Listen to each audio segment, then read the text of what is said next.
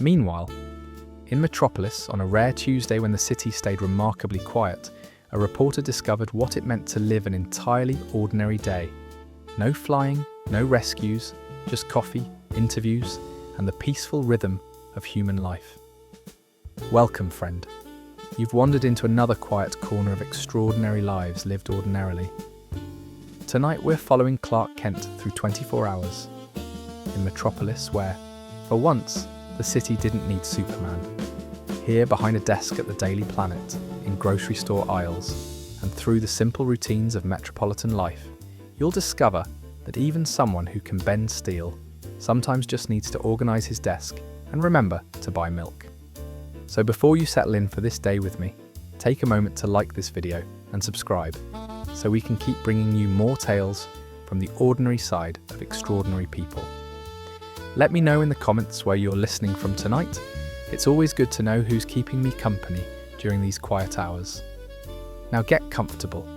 Let the gentle hum of city life surround you and allow the small, steady moments of an unremarkable Tuesday to guide you gently toward rest. The alarm clock's beeping cuts through the early morning quiet of the apartment at precisely 6 a.m., its digital display glowing red in the pre-dawn darkness. Clark Kent's hand reaches out from under the comforter, moving at perfectly normal human speed, no super speed required, and presses the snooze button with the practiced accuracy of someone who's performed this action thousands of times. The apartment is quiet in the early morning, that peaceful stillness before the city fully wakes. The comforter is heavy and comfortable, a quality down-filled duvet that Clark bought 3 years ago from a department store during a white sale. It's dove grey, matching the overall neutral palette of the bedroom, and it's developed that perfect weight and softness that only comes from regular use and proper care. 9 minutes past the snooze interval set by the alarm clock's manufacturer, a duration that always feels both too short and oddly specific. The beeping returns, more insistent now, and this time Clark swings his legs out of bed and sits up, running a hand through hair that's slightly mussed from sleep. His feet find his slippers automatically, the memory of where he left them so ingrained that he doesn't need to look. They're simple brown leather slippers, comfortable and practical, showing just enough wear to prove they're favourites without looking shabby. The bedroom comes into focus gradually. The walls are painted a soft grey-blue, a colour the paint store called Morning Mist, that looked different in the sample than it did once applied, but in a pleasant way that Clark has come to appreciate. One wall features built-in bookshelves filled with a mix of journalism references, classic literature, and the kind of books that accumulate over years of living. Some read multiple times, others still waiting for the right moment. The window faces east, and through the partially open blinds, the first hints of sunrise are beginning to paint the Metropolis skyline. The view from this fourth-floor apartment isn't spectacular. Clark could certainly afford something higher up with better vistas, but it's pleasant enough. Rooftops and water towers, the upper floors of nearby buildings, and in the distance, the gleaming spire of the Daily Planet building where the giant globe catches the morning light like a beacon. Clark stands and stretches, not because his Kryptonian muscles require loosening after sleep, but because the ritual feels right, helps him settle into his human identity for the day ahead. The gesture is part of the performance, yes, but it's also genuinely satisfying in its own way. The movement is familiar, comfortable, a way of telling his body that the day is beginning. He extends his arms overhead, rolls his shoulders, and takes a deep breath, centering himself in the Clark Kent persona that he'll wear throughout the day. The bedroom's hardwood floor is smooth under his slippers as he makes his way to the adjoining bathroom, flipping the light switch by the door. The bathroom is small, but efficiently designed, with white subway tile on the walls and grey hexagonal tiles on the floor. A renovation Clark completed 2 years ago after the previous linoleum had become impossibly dated. The vanity is simple white with a grey stone countertop, and the mirror above it is a plain rectangular frame in brushed nickel. He turns on the shower, adjusting the knobs to what most humans would consider pleasantly warm. The water temperature doesn't affect him the way it would affect others. His body doesn't register heat or cold as discomfort, but he's learned over the years that there's still something satisfying about the ritual. He can feel the water, can sense its temperature with perfect accuracy through his enhanced senses, understands on a molecular level how the heat energizes the water molecules. It's just that none of it can harm him or make him uncomfortable. Still, standing under warm water is pleasant in its own way, a sensory experience that marks the transition from sleep to wakefulness. While the water runs, he brushes his teeth with the thoroughness his dentist always commends, using the same blue toothbrush he's used for the past 2 months, and the same mint toothpaste he's bought for years, because brand loyalty in toothpaste seems easier than exploring alternatives. The shower is one of life's reliable rituals, water cascading over him, steam filling the small bathroom, the familiar scent of his soap and shampoo, creating a cocoon of routine comfort. Clark washes his hair with the same careful attention anyone gives to their morning shower, working the shampoo into a lather, rinsing thoroughly, following with conditioner. His body doesn't produce the oils and dirt that human bodies do in quite the same way, but maintaining the routine is important. The body wash is a basic, unscented variety, practical and efficient.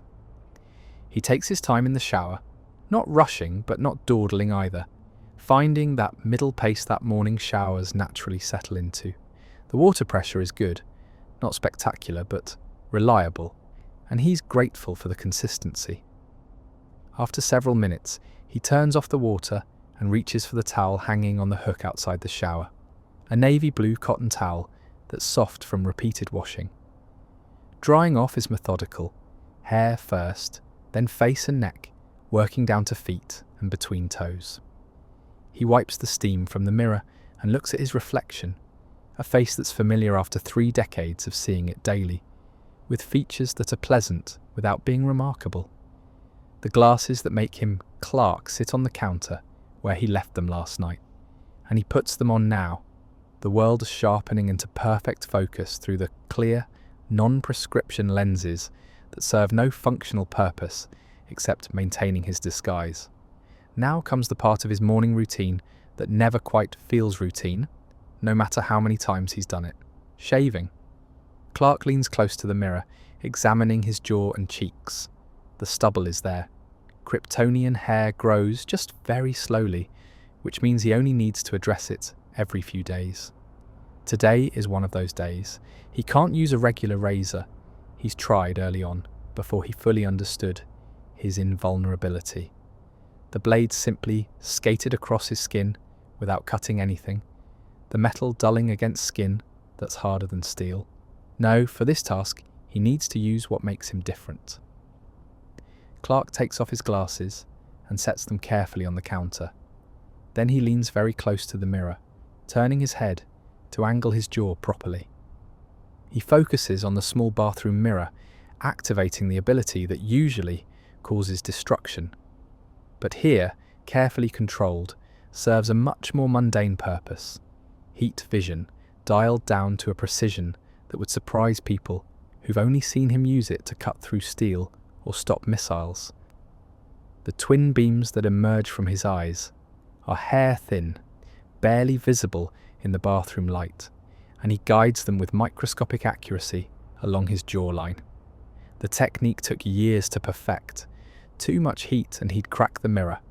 Too little and the stubble remains. He's learned to find that perfect temperature where the Kryptonian hair follicles are precisely removed.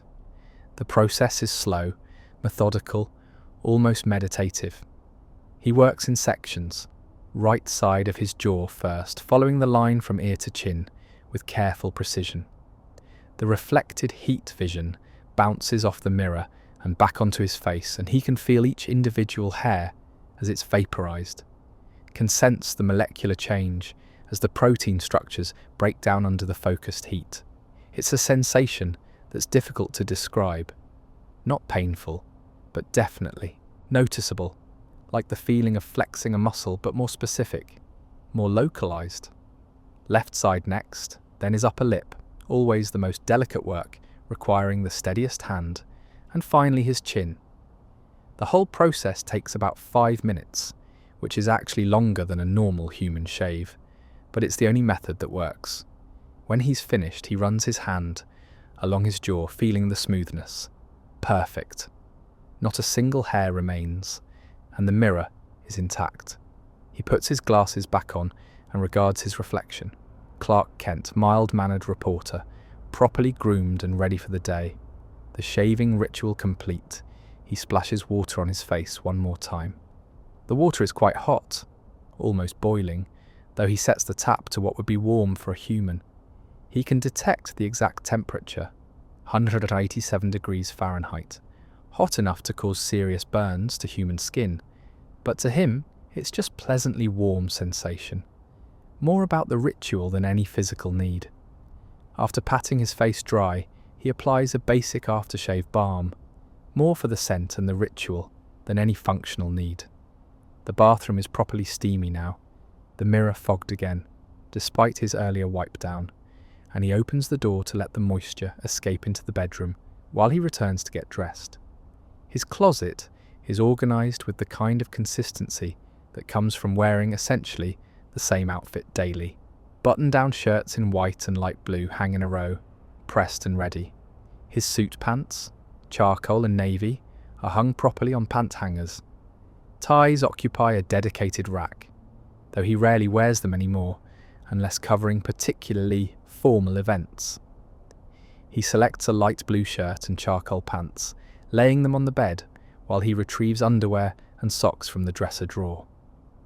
Getting dressed is another routine task, performed the same way every day. Underwear, undershirt, white crew neck. Dress socks, black, because they go with everything. Pants, making sure the crease is straight. Belt, black leather, showing its age but still serviceable. Shirt, buttoned from bottom to top, then tucked in. And finally, adjusting everything until it sits comfortably. He slides his watch onto his left wrist, a simple stainless steel Timex with a leather band, keeping perfect time and requiring nothing more sophisticated than a battery change every few years. The bedroom is brighter now, sunrise fully underway, and through the window he can see Metropolis waking up. Lights coming on in apartments, early commuters beginning their days, delivery trucks making their rounds. It's going to be a beautiful morning, the kind of clear spring day that makes the city look its best. Clark makes the bed, because that's what responsible adults do, pulling the sheets tight and smoothing the comforter, arranging the pillows with the kind of care that makes coming home at the end of the day more pleasant. The bedroom looks tidy now, ready to be left for the workday ahead. He glances at the clock on his nightstand. 6:47 a.m, right on schedule. Time to make coffee and breakfast, the next stage in the morning's carefully orchestrated routine. The kitchen occupies one end of the open-plan living area, a galley-style arrangement with white cabinets, butcher block countertops, and appliances that are modern enough to work well, but not so new as to have confusing smart features. Morning light streams through the window above the sink, illuminating dust motes that drift lazily in the air and creating squares of brightness on the floor. Clark fills the kettle with water from the tap, filtered through the Brita pitcher in the refrigerator first, because Metropolis tap water is perfectly safe, but filtering improves the taste. He sets the kettle on the stove and turns the burner to high, the blue flame catching with a soft whoosh and beginning its work of heating the water. While waiting for it to boil, he retrieves his coffee setup from the counter, a ceramic pour-over cone, paper filters, and a bag of ground coffee from a local roaster that he buys every couple of weeks. The coffee is a medium roast blend, nothing too fancy or too bold, with tasting notes that the bag claims include chocolate and nuts. Clark's sense of taste is impossibly more refined than a human's. He can detect every chemical compound in the coffee, can taste the exact mineral content of the water, can identify the specific region where each coffee bean was grown, based on trace soil elements. But he's learned over the years to filter most of that information out, to experience coffee the way humans do, as a pleasant, slightly bitter morning drink. It's about the ritual more than the flavour, though the flavour is genuinely enjoyable when he lets himself simply experience it rather than analyse it. He measures out 4 tablespoons into the filter, levelling each one carefully, then sets the filter in the pour-over cone positioned over his favourite mug, a plain navy blue ceramic mug with a comfortable handle that fits his grip perfectly. The kettle begins to whistle, and he removes it from the heat, letting it cool for just a moment before beginning the pour. The water is at 205 degrees Fahrenheit. He can sense the exact temperature without a thermometer, which is optimal for coffee extraction. The first bit of water goes over the grounds in a circular motion, blooming the coffee and releasing its aroma into the kitchen, earthy and rich, and immediately filling the space with the scent of morning. After 30 seconds, he continues pouring in slow, steady circles, watching the coffee drip through the filter into the mug below, the colour deepening from light brown to rich, dark brown as the brew strengthens.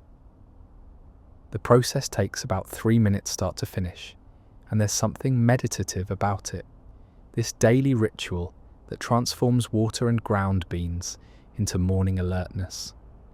When the last of the water has dripped through, Clark removes the filter, disposing of the grounds in the compost bin under the sink. Metropolis has an excellent composting program, and he's been participating for years, and carries his coffee to the small breakfast table by the window. The coffee is still quite hot, 168 degrees Fahrenheit when he takes his first sip, the temperature that would require most people to blow on it first or wait several minutes. But Clark can drink it immediately, and there's something satisfying about that, about being able to enjoy hot coffee at its peak temperature without waiting. The heat doesn't affect him, but he can feel it, can sense the thermal energy, can appreciate the experience of hot liquid, even if it can't burn his tongue. He drinks it black, no sugar or cream, appreciating the straightforward bitterness and the ritual more than any actual effect the caffeine might have on his Kryptonian physiology. He sets the mug down and returns to the kitchen to make breakfast. Breakfast on weekdays follows a rotation of 3 options, and today feels like an oatmeal morning. He retrieves the cylindrical container of old-fashioned oats from the cabinet. Not instant, which always turns out too mushy, but not steel-cut either, which takes too long on work mornings. These are the Goldilocks oats, requiring about 5 minutes to cook and turning out just right. He measures half a cup of oats into a small pot, adds 1 cup of water and a pinch of salt, and sets it on the stove over medium heat. While the oats cook, stirring occasionally to prevent sticking, he prepares his additions. A banana sliced into rounds, a handful of walnuts chopped roughly, and a drizzle of honey for sweetness. The oatmeal bubbles and thickens, absorbing the water and transforming from individual flakes into a creamy porridge. When the consistency looks right, thick enough to be substantial, but not so thick it's gloppy, he removes the pot from heat and transfers the oatmeal to a bowl. The toppings go on in layers, banana first, then walnuts, then honey drizzled across everything in a spiral pattern that's more habit than intentional design. The result is a breakfast that's healthy, filling, and familiar. Back at the breakfast table, Clark eats slowly while looking out the window at Metropolis. His apartment is positioned such that he can see a slice of the city's morning life. Pedestrians on the sidewalk below, cars moving along the street, a corner of the small park where early morning joggers are already making their circuits. A bus stops at the corner, passengers boarding, the door hissing closed, the bus pulling back into traffic with a slight diesel rumble audible even 4 floors up. The oatmeal is warm and satisfying, each bite a combination of textures, the creaminess of the oats, the softness of the banana, the crunch of the walnuts, the sweetness of the honey. He chews thoroughly, not rushing, giving the meal the time and attention it deserves.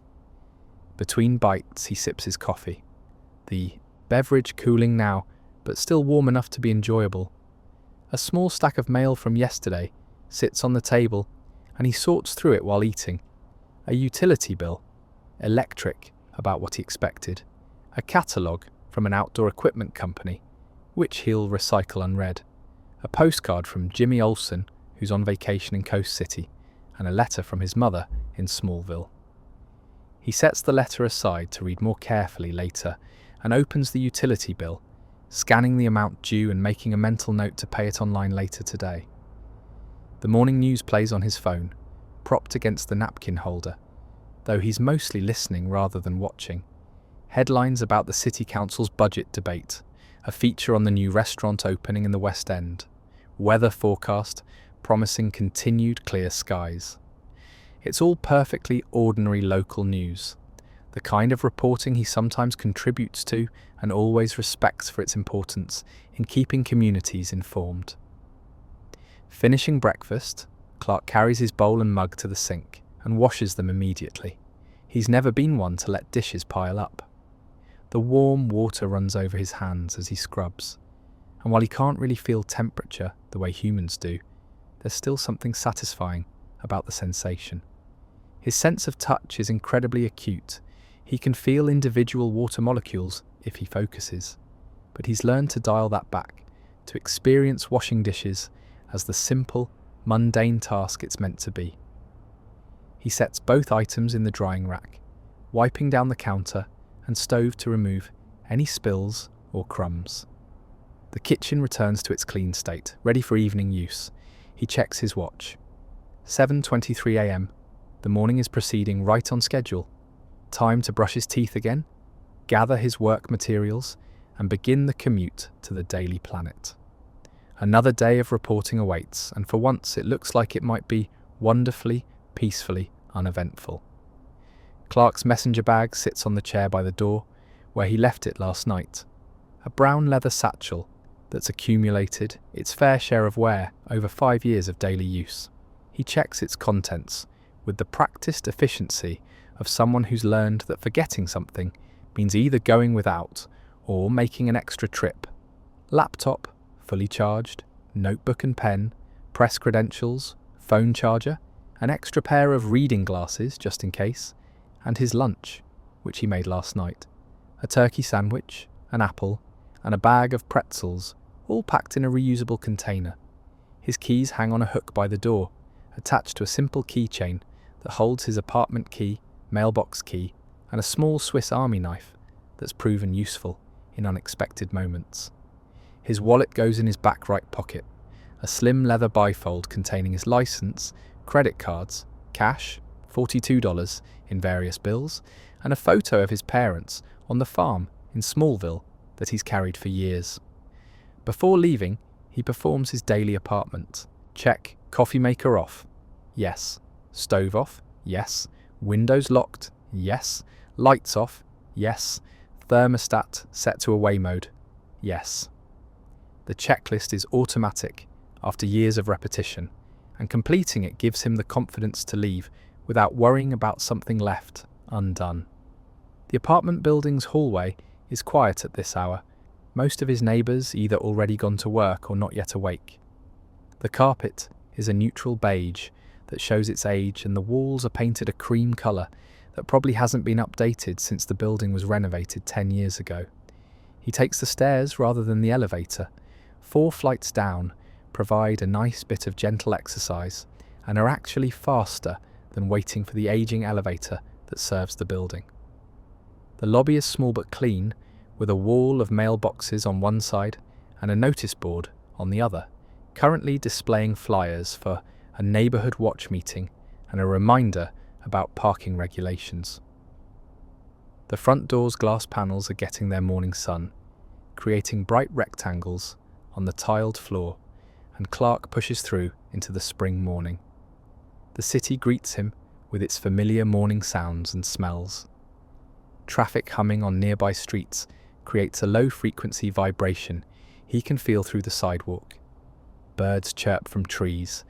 He can identify each species by their unique vocal patterns without even trying. The distant rumble of a passing subway train resonates through the city's infrastructure. A coffee shop's door chimes as an early customer exits, carrying the scent of espresso and fresh pastries. The morning air is 62 degrees Fahrenheit with 45% humidity. Clark's enhanced senses provide this information automatically, though he's learned to simply translate it into the human experience. Pleasant for walking. He can smell everything on the breeze. Car exhaust mixed with fresh bread from the bakery. Someone's perfume from half a block away. The distinctive scent of the city waking up. But he filters most of it out, choosing to experience the morning the way his neighbours do, as a nice spring day, nothing more specific than that. Clark turns left out of his building and heads toward the Robin Street subway station, 3 blocks away. The walk is pleasant, passing other morning commuters heading to their own jobs, people in business attire carrying briefcases or laptop bags, service workers in uniforms starting early shifts, a delivery person wheeling a cart of packages toward a waiting van. He nods to familiar faces, the neighbours he sees regularly, but doesn't know well enough for actual conversation, the kinds of relationships that define urban life. The sidewalk passes through a neighbourhood that's primarily residential, with ground floor retail, a dry cleaner, a bodega, a nail salon, a bakery that's already open and sending out smells of fresh bread and pastries that momentarily tempt Clark to stop, but he resists, having just eaten. The storefronts are a mix of old establishments that have been here for decades and newer businesses that have opened in the past few years, creating that blend of stability and change that characterises healthy neighbourhoods. At the corner of Robbins and 3rd, he waits for the walk signal before crossing, standing with a small cluster of other pedestrians. A taxi drives past, its yellow paint bright in the morning sun. A cyclist in professional attire navigates carefully through the intersection, hand signalling his turns, his bike loaded with a pannier bag that probably contains his work clothes and lunch. The city is in full morning mode now, everyone heading toward their daily destinations with purposeful focus. The subway station entrance is marked by a green globe light on a pole, a design that's been standard in Metropolis for nearly a century. Clark descends the stairs into the station, his Metro card already in hand, ready to swipe through the turnstile.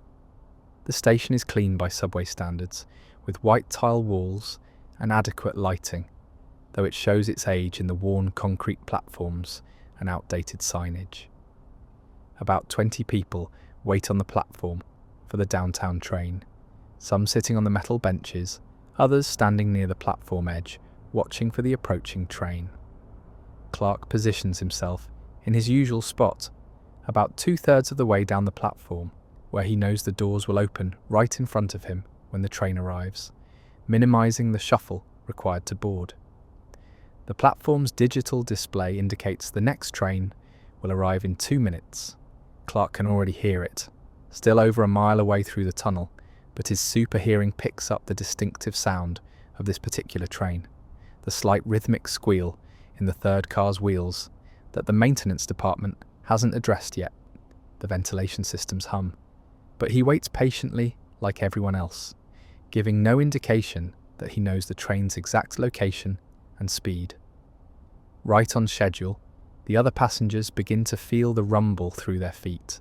The rumble grows into a roar, and then the train emerges from the tunnel, its headlights bright in the underground dimness, its silver cars reflecting the platform lights. The brakes squeal as it slows, and then it stops with a hydraulic hiss, doors sliding open with mechanical precision. Clark boards a car that's moderately full, but not crowded, about half the seats occupied, with standing room still comfortable. He finds a spot near the middle of the car, holding the overhead rail as the train lurches into motion. He could stand without holding anything, could remain perfectly stable, even if the train derailed. But the rail holding is part of the performance, part of being Clark Kent. The acceleration is smooth, building speed gradually as the train leaves the station and heads into the tunnel toward downtown. Clark feels every vibration, every shift in momentum, every minute change in speed. His inner ear and sense of balance are impossibly precise, but he sways slightly with the car's movements, like everyone else, maintaining the illusion of normalcy. The subway car is a cross-section of Metropolis morning commuters, office workers in business, casuals studying their phones, students with backpacks listening to music through earbuds, service workers in various uniforms reading newspapers or dozing lightly, retirees making early trips to appointments or activities. It's the democratic nature of public transit, everyone together, regardless of background, all heading somewhere. Clark reads the advertisements that line the upper walls of the car, promotions for insurance companies, public service announcements about reporting suspicious activity, ads for community colleges and career training programs. They're so familiar after years of this commute that he barely sees them consciously, but they create a comforting background of known visual information. The train stops at 7th Avenue, more passengers boarding, the car growing more crowded but still manageable. At 12th Avenue, the density increases further as more morning commuters pack in, and Clark moves slightly deeper into the car to make room, always polite about the shared space. The train rocks gently as it speeds along the tracks, the fluorescent lights flickering occasionally, the wheels creating a rhythmic clacking sound that's oddly soothing.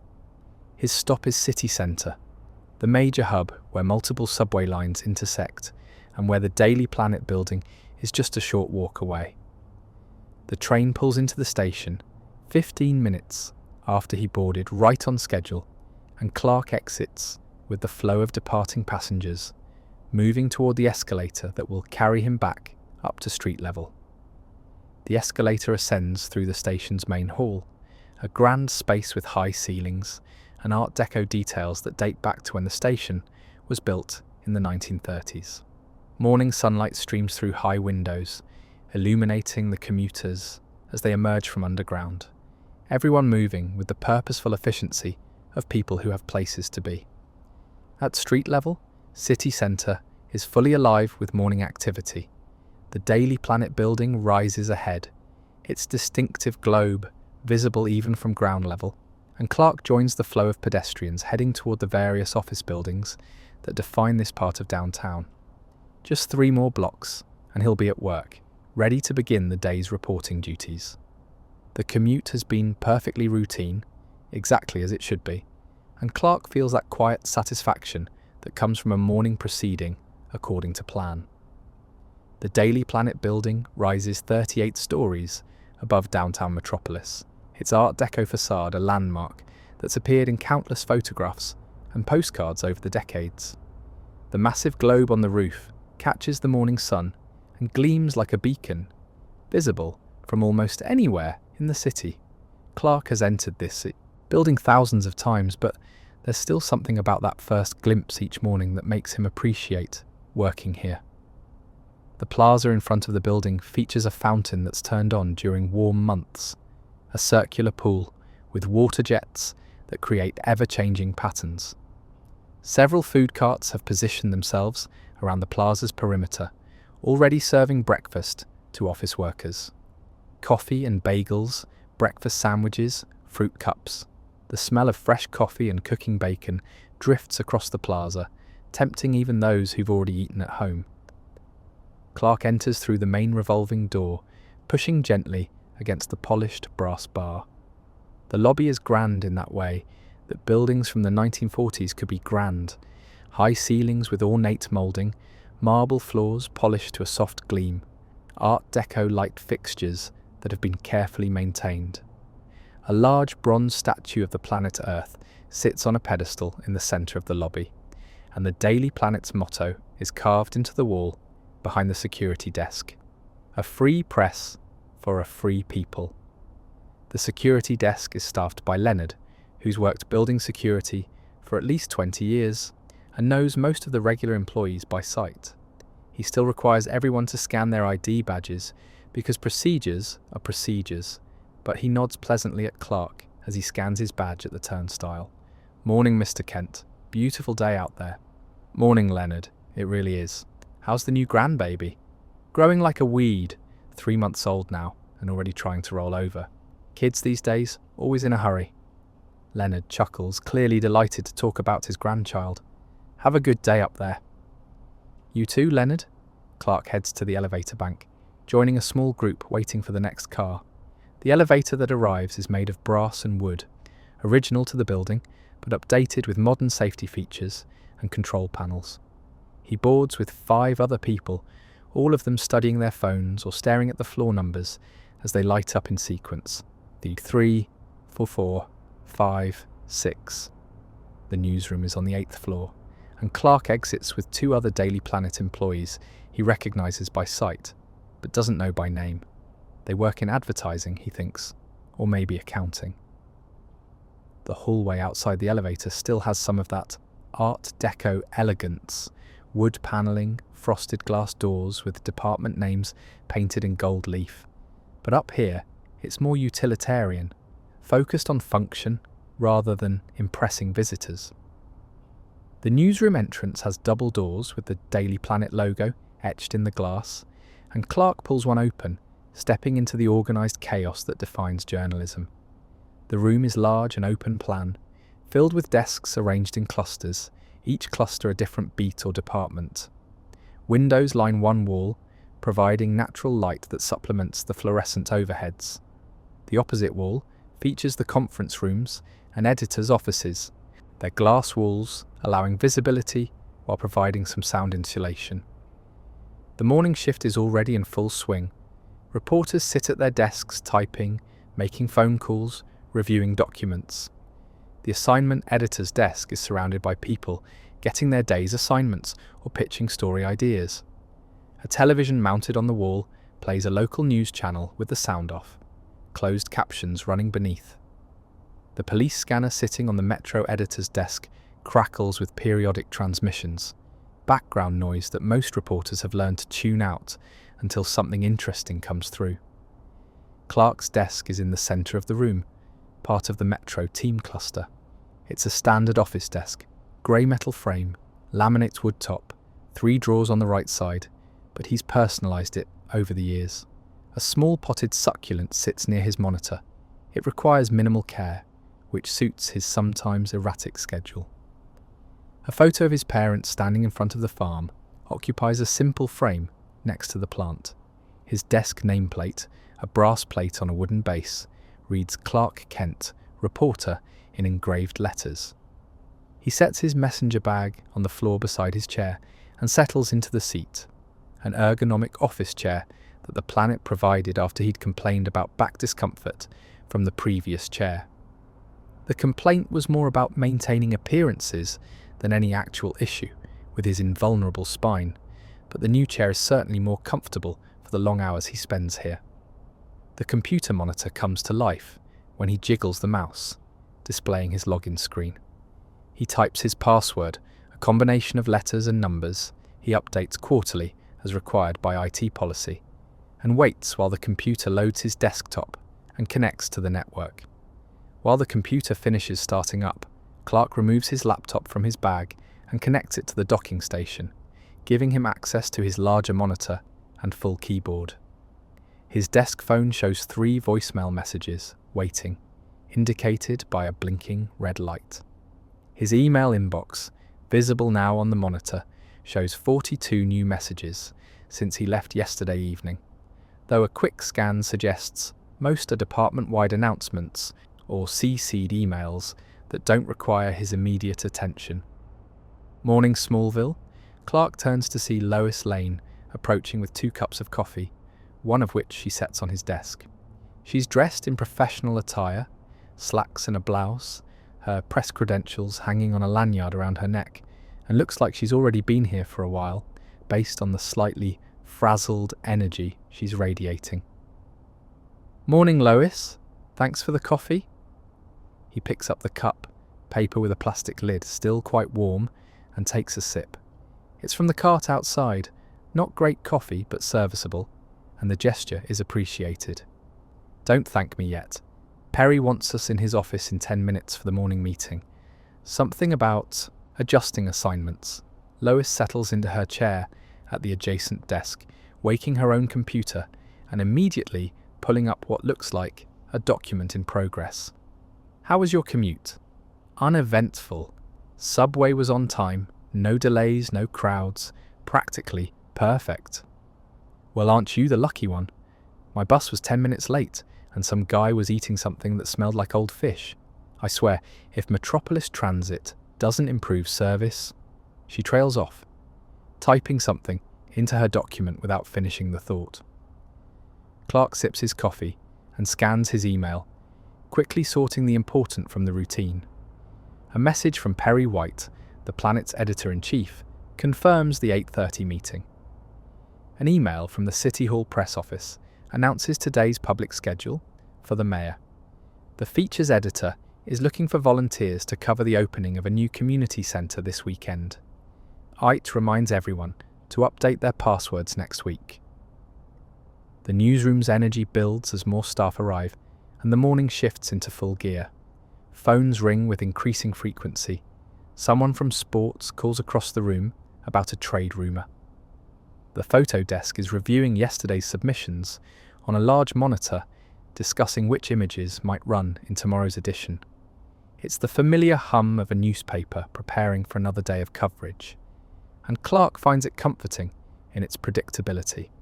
At 8:27, he saves the emails he's been reviewing and stands grabbing his notebook and pen. Lois is already on her feet, coffee cup in hand. Together they walk toward Perry White's office in the corner, where through the glass walls they can see their editor reviewing something on his computer, his signature, unlit cigar, per building regulations, clenched between his teeth. Another day at the Daily Planet officially begins. And for once it looks like it might be a day focused entirely on reporting. No secret identity, no heroics, just the work Clark Kent does best, telling stories that matter to the people of Metropolis. Perry White's office occupies a corner of the 8th floor, its glass walls providing a view of the newsroom on one side and the Metropolis skyline on the other. The office is organised chaos, stacks of newspapers on every surface, awards and framed front pages covering the walls, a coffee maker that's always on, and producing coffee that's notoriously strong.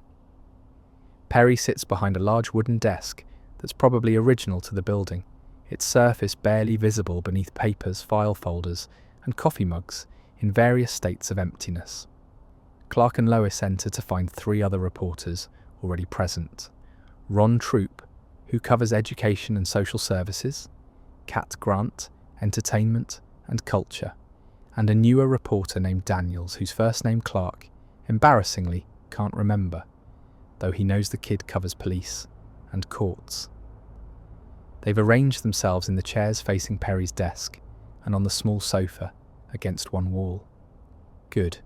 Everyone's here, let's make this quick.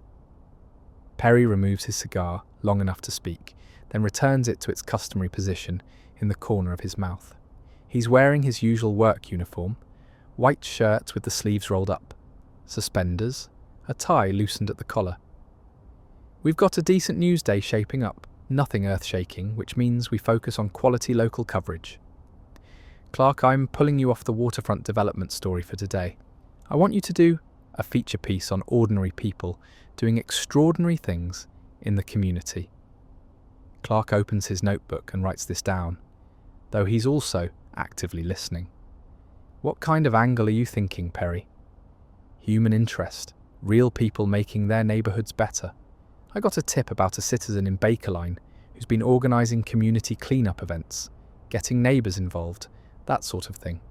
Feel-good story, but substantive. Talk to him, talk to his neighbours, get a sense of what community action looks like at the grassroots level. Give me 800 words by 4 p.m. Got it. Do you have contact information? Perry slides a piece of paper across the desk. Name's Marcus Thompson, lives at 247 Hobbs Lane in Bakerline, works as a bus driver, organises these cleanups on his off days. Ron's city desk contact vouched for him as a solid interview. Sounds good. I'll head over there after this meeting. Perry nods and turns to Lois. Lane, you're covering the Mayor's announcement at noon about the new affordable housing initiative. I want full details, reaction from council members, and at least 2 quotes from affected residents. This is going to be a front-page story if the Mayor's office isn't overselling it. Already on it, Lois says, making her own notes.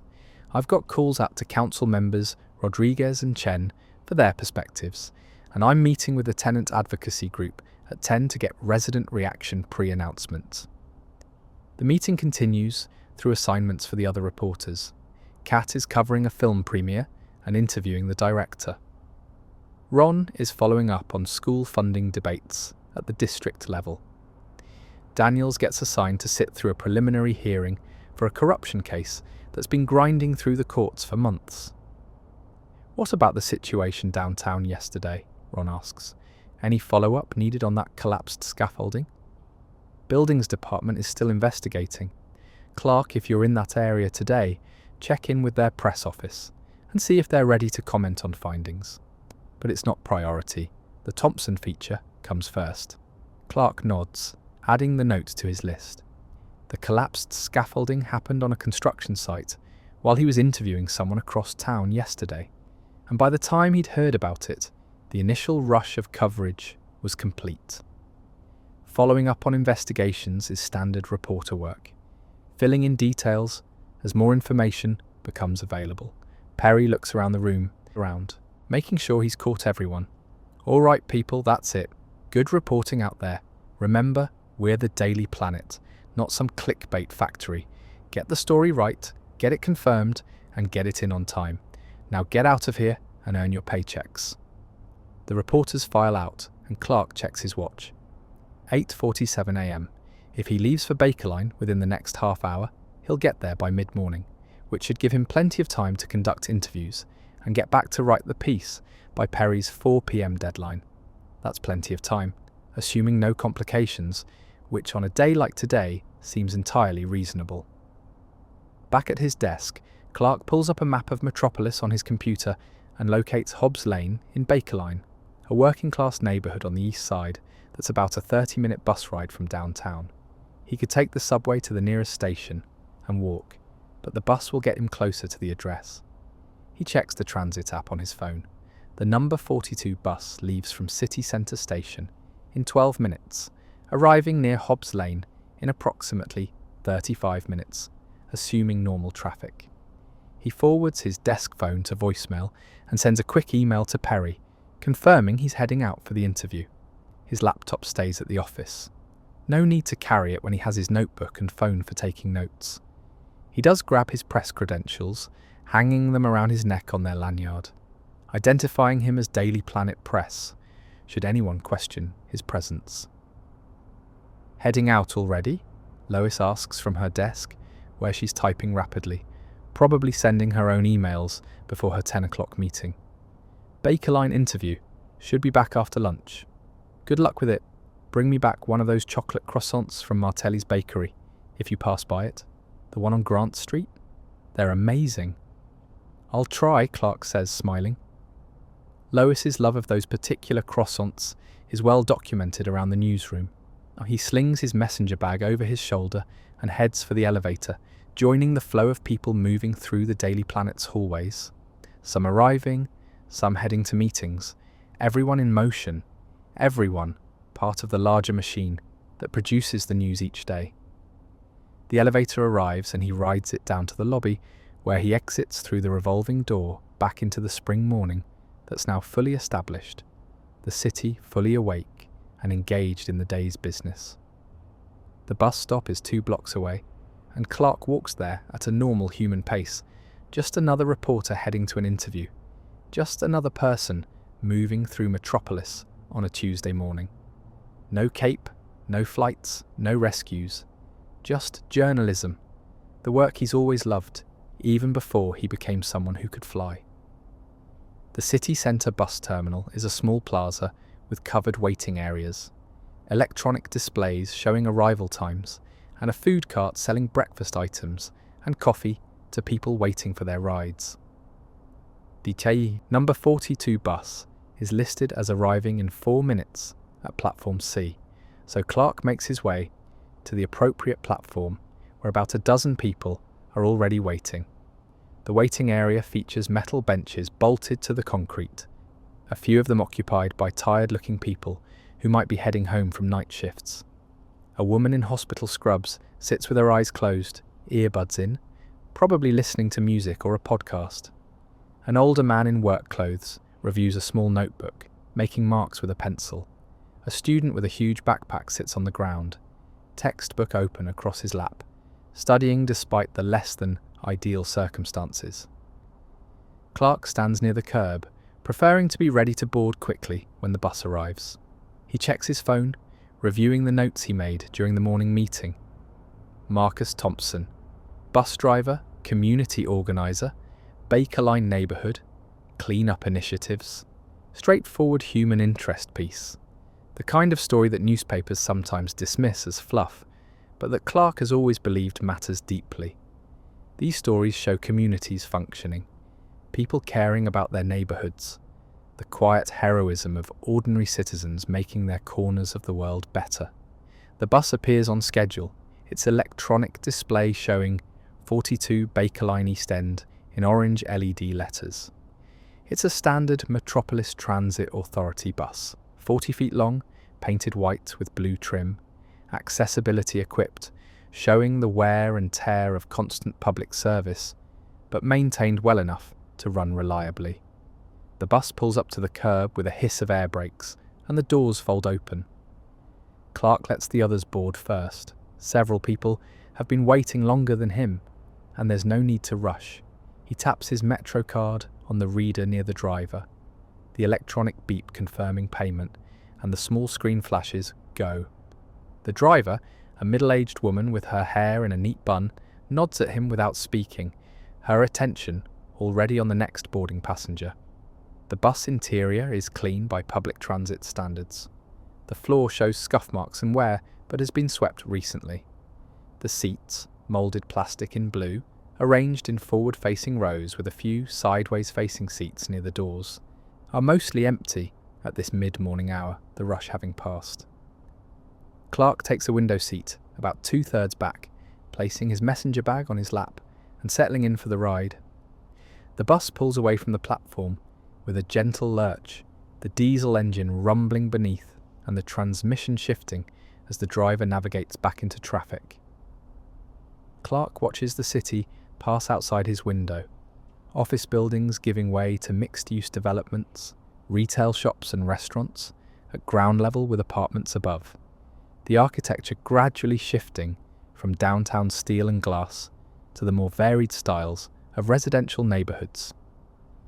He could hear every conversation on the bus if he wanted to, the student in the back reviewing, Spanish vocabulary under her breath, the older man muttering to himself about his shopping list, someone near the front listening to music with earbuds that leak just enough sound for Clark to identify the song.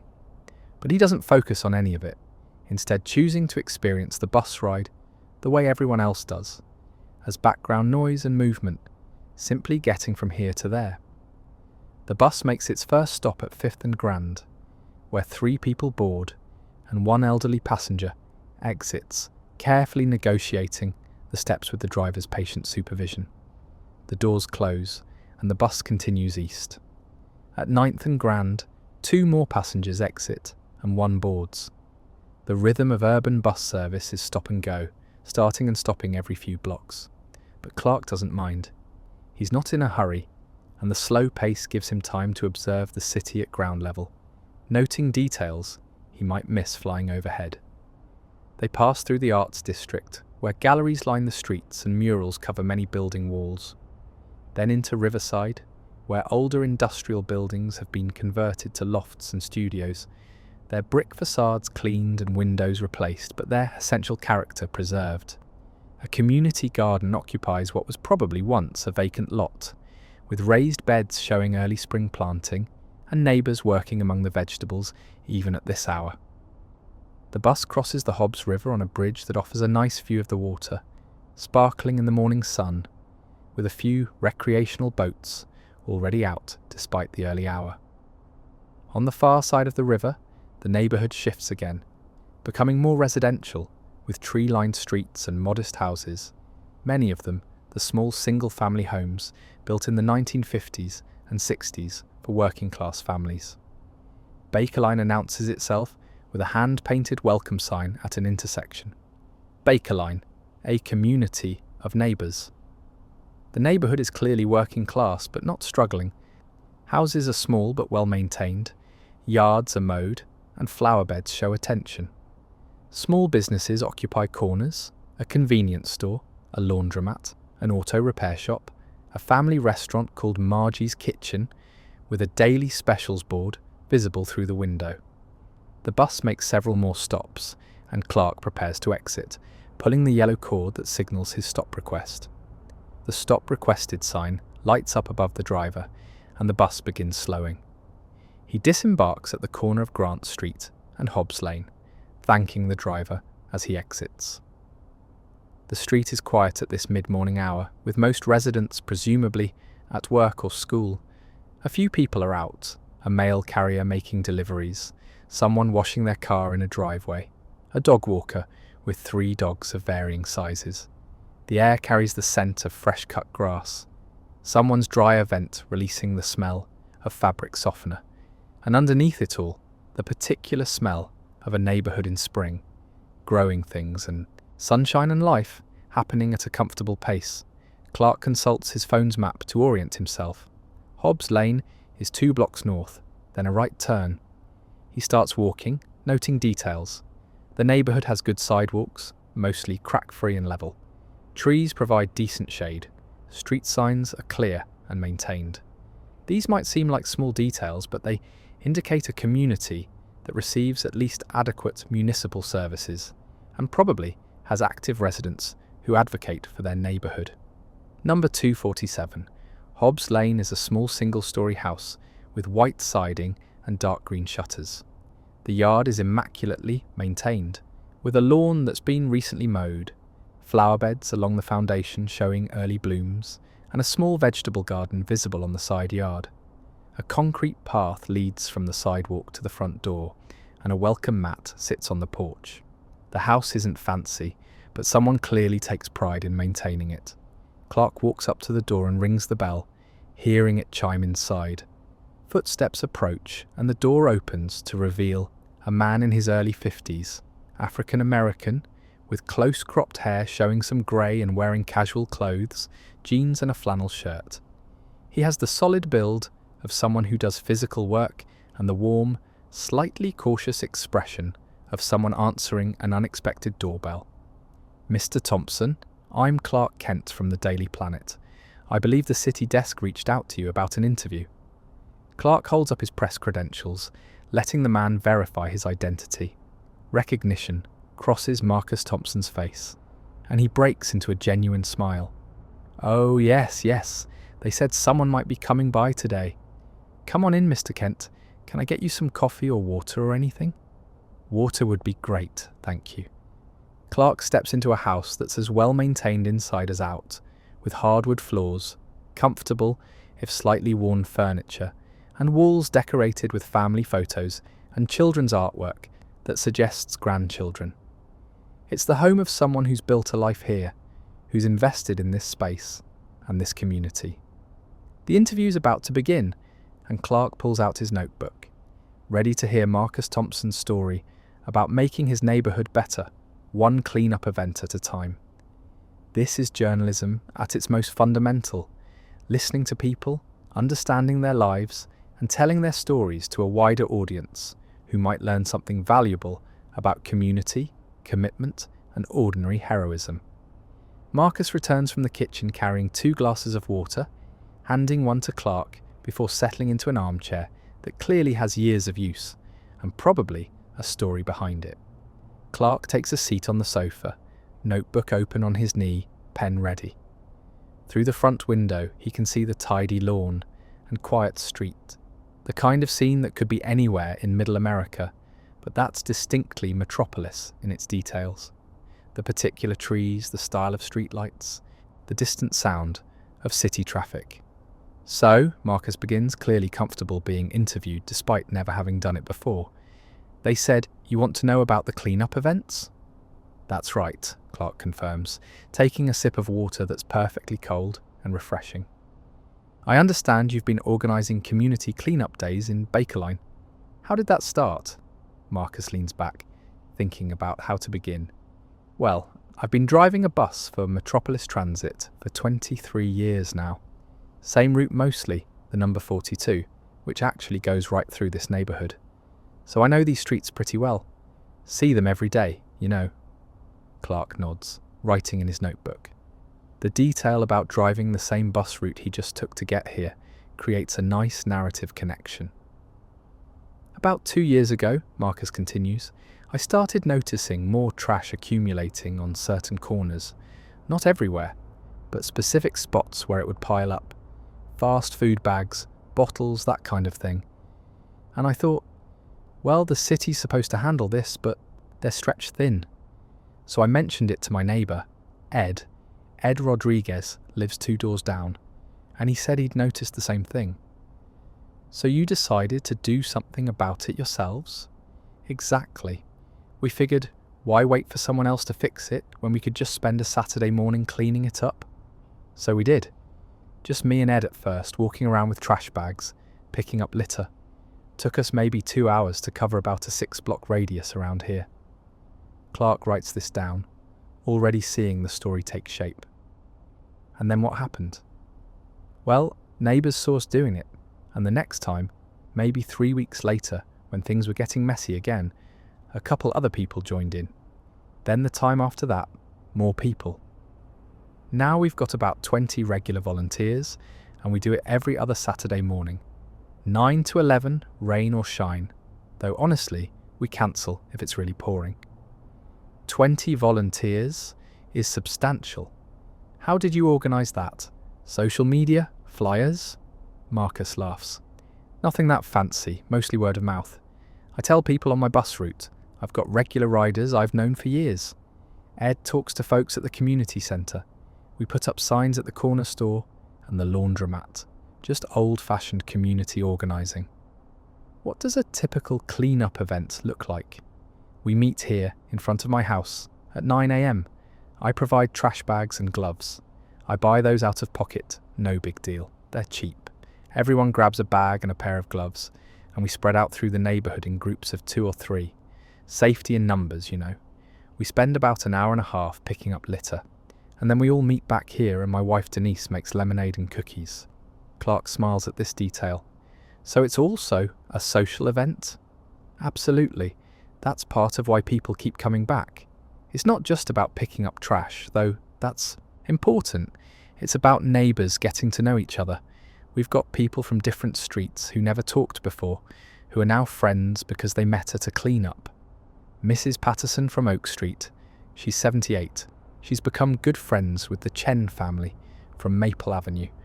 They have dinner together now sometimes. This is exactly the kind of detail that makes a story resonate. Clark writes it down verbatim. Has the neighbourhood noticed a difference? Oh yeah, definitely. The regular problem spots stay clean longer now because people are more conscious about not littering. Plus, when a neighbourhood looks cared for, people treat it better. It's that broken windows theory, you know? But in reverse, fixed windows make things better. Have there been any challenges? Pushback from anyone? Marcus considers this. Not really pushback, but some people were sceptical at first, like, why are you doing the city's job? And I get that. But my response is, it's our neighbourhood. Whether it's technically the city's responsibility or not. We live here, and we want it to be nice. We're not letting them off the hook for municipal services, but we're also not sitting around waiting for someone else to make our streets better. That's a great quote, Clark says, making sure he has it written down accurately. Can I ask about your background? How long have you lived in Bakerline? 18 years. Moved here when my kids were little. I have 3 daughters, all grown now. My youngest just started grad school at Met U, actually, studying social work. Pride is evident in his voice. This neighbourhood gave my family a good place to raise kids. Good schools, safe streets, friendly neighbours. I want to make sure it stays that way for the next generation of families. They talk for another 20 minutes. Clark asking about specific cleanup events, notable finds. Apparently, they once found a perfectly good bicycle that Marcus was able to refurbish and donate to a youth program. And future plans.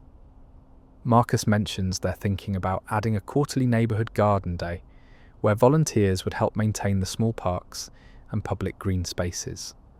One more question, Clark says, checking his notes to make sure he hasn't missed anything important.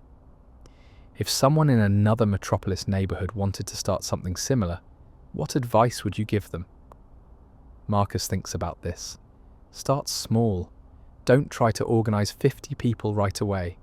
Get 1 or 2 neighbours involved, pick a small area and just do it. People will notice and they'll join. Also, make it social. The lemonade and cookies might seem silly, but that's what turns a chore into a community event. People come back because they enjoy seeing their neighbours, not just because they want to pick up trash. That's excellent advice. Thank you so much for your time, Mr. Thompson. This is going to make a really good story. I appreciate you coming all the way out here to talk to me. And hey, if you want to come to a cleanup sometime, we'd love to have you. Next one's this Saturday. Clark stands, shaking Marcus's hand. I might just do that. And if you don't mind, I'd like to talk to a couple of your neighbours, get their perspective on the programme. Would that be okay? Sure. Ed Rodriguez is probably home. He works nights, so he's usually around during the day. And Mrs. Patterson walks her dog most mornings. You might catch her if you walk around the block. Marcus walks Clark to the door, and they exchange contact information. Clark gives him a business card with the Daily Planet's number and his email, and Marcus writes down his phone number in case Clark needs any follow-up information. The interview has gone well, giving Clark plenty of material for a solid human interest piece. Outside, the neighbourhood is still quiet and peaceful.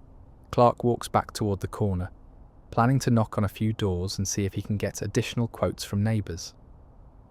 The story is taking shape nicely, exactly the kind of feel-good but substantive piece Perry wanted, showing community engagement and individual initiative making a real difference. He spots an elderly woman walking a small dog ahead and quickens his pace slightly to catch up. "Excuse me, ma'am. I'm Clark Kent from the Daily Planet. Do you have a minute to talk about the community clean-up events?" The woman, who turns out to be Mrs. Patterson, lights up at the mention of the clean-ups and is happy to share her perspective. The reporting continues, one conversation at a time, building the full picture of how a simple idea became a neighbourhood tradition. Mrs. Patterson's dog, an elderly corgi named Chester, sniffs Clark's shoes thoroughly before apparently deciding he's acceptable, allowing his owner to focus on the conversation. Mrs. Patterson herself is exactly as Marcus described, 78 years old, with white hair pulled back in a neat bun, wearing practical clothes for walking, and radiating the kind of sharp awareness that suggests her age hasn't dimmed her mental faculties at all. "Oh yes, I love those clean-up days," she says, her voice clear and enthusiastic. "I've been going to everyone since Marcus started them. Well, except for one when I had the flu, but otherwise perfect attendance." Clark smiles and takes notes. "What made you want to participate?" "Well, I've lived on Oak Street for 47 years, moved here with my late husband Herbert in 1978. We raised our children here, and I intend to stay until they carry me out." She says this matter-of-factly, with no morbid tone. "I want my neighbourhood to be nice, and honestly, at my age, I don't have as many opportunities to be part of things. The clean-up gives me a way to contribute, to be useful. Plus, I've met wonderful people." "Marcus mentioned you became friends with the Chen family." "Oh yes, wonderful family. They moved here from Coast City 3 years ago. The youngest daughter, May, walks Chester with me sometimes after school. Her parents and I have dinner together once a month now. I taught them my pot roast recipe, and Mrs. Chen taught me to make these amazing dumplings. It's been lovely." This is exactly the kind of detail that makes a story human and relatable. Clark makes sure to get the quote down precisely. "Do you think the cleanups have made a difference in the neighbourhood?" Absolutely. It's cleaner, obviously, but more than that, people care more. We look out for each other now. I know my neighbours' names. We watch each other's houses when people go on vacation. That kind of thing matters, especially for someone my age living alone. They talk for a few more minutes before Chester becomes impatient to continue his walk, and Mrs. Patterson excuses herself with a warm goodbye. Clark heads toward the house Marcus identified as Ed Rodriguez's, a tidy bungalow 2 doors down from the Thompson home. Ed answers the door, still looking slightly sleepy. Marcus mentioned he works night shifts, but he's willing to talk briefly. He's in his mid-40s, Latino, wearing sweatpants and a t-shirt from a 5K charity run. His perspective adds another dimension to the story. He talks about how the cleanup events have helped him feel more connected to the neighbourhood, despite working odd hours that often left him isolated from community activities. When you work nights, you miss a lot of the regular neighbourhood stuff, Ed explains, leaning against his doorframe. But Saturday morning works for my schedule, so I can participate. It's nice to be part of something, you know. Clark gets a few more quotes from Ed, then thanks him and lets him get back to his rest.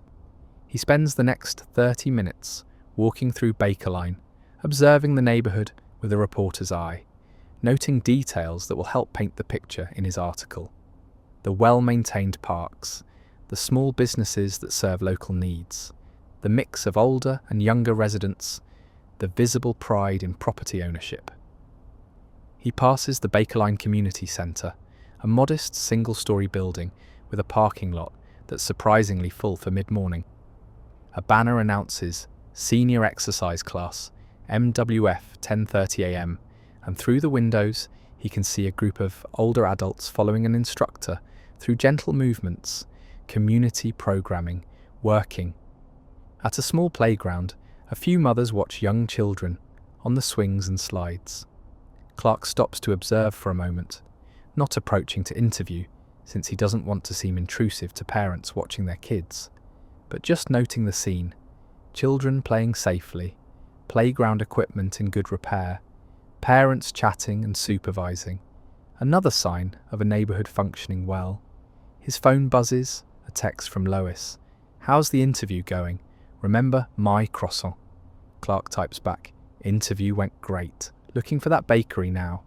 He pulls up his map app and locates Martelli's bakery on Grant Street, about 3 blocks from his current position. The walk takes him through another section of Bakerline, past more modest homes and small businesses.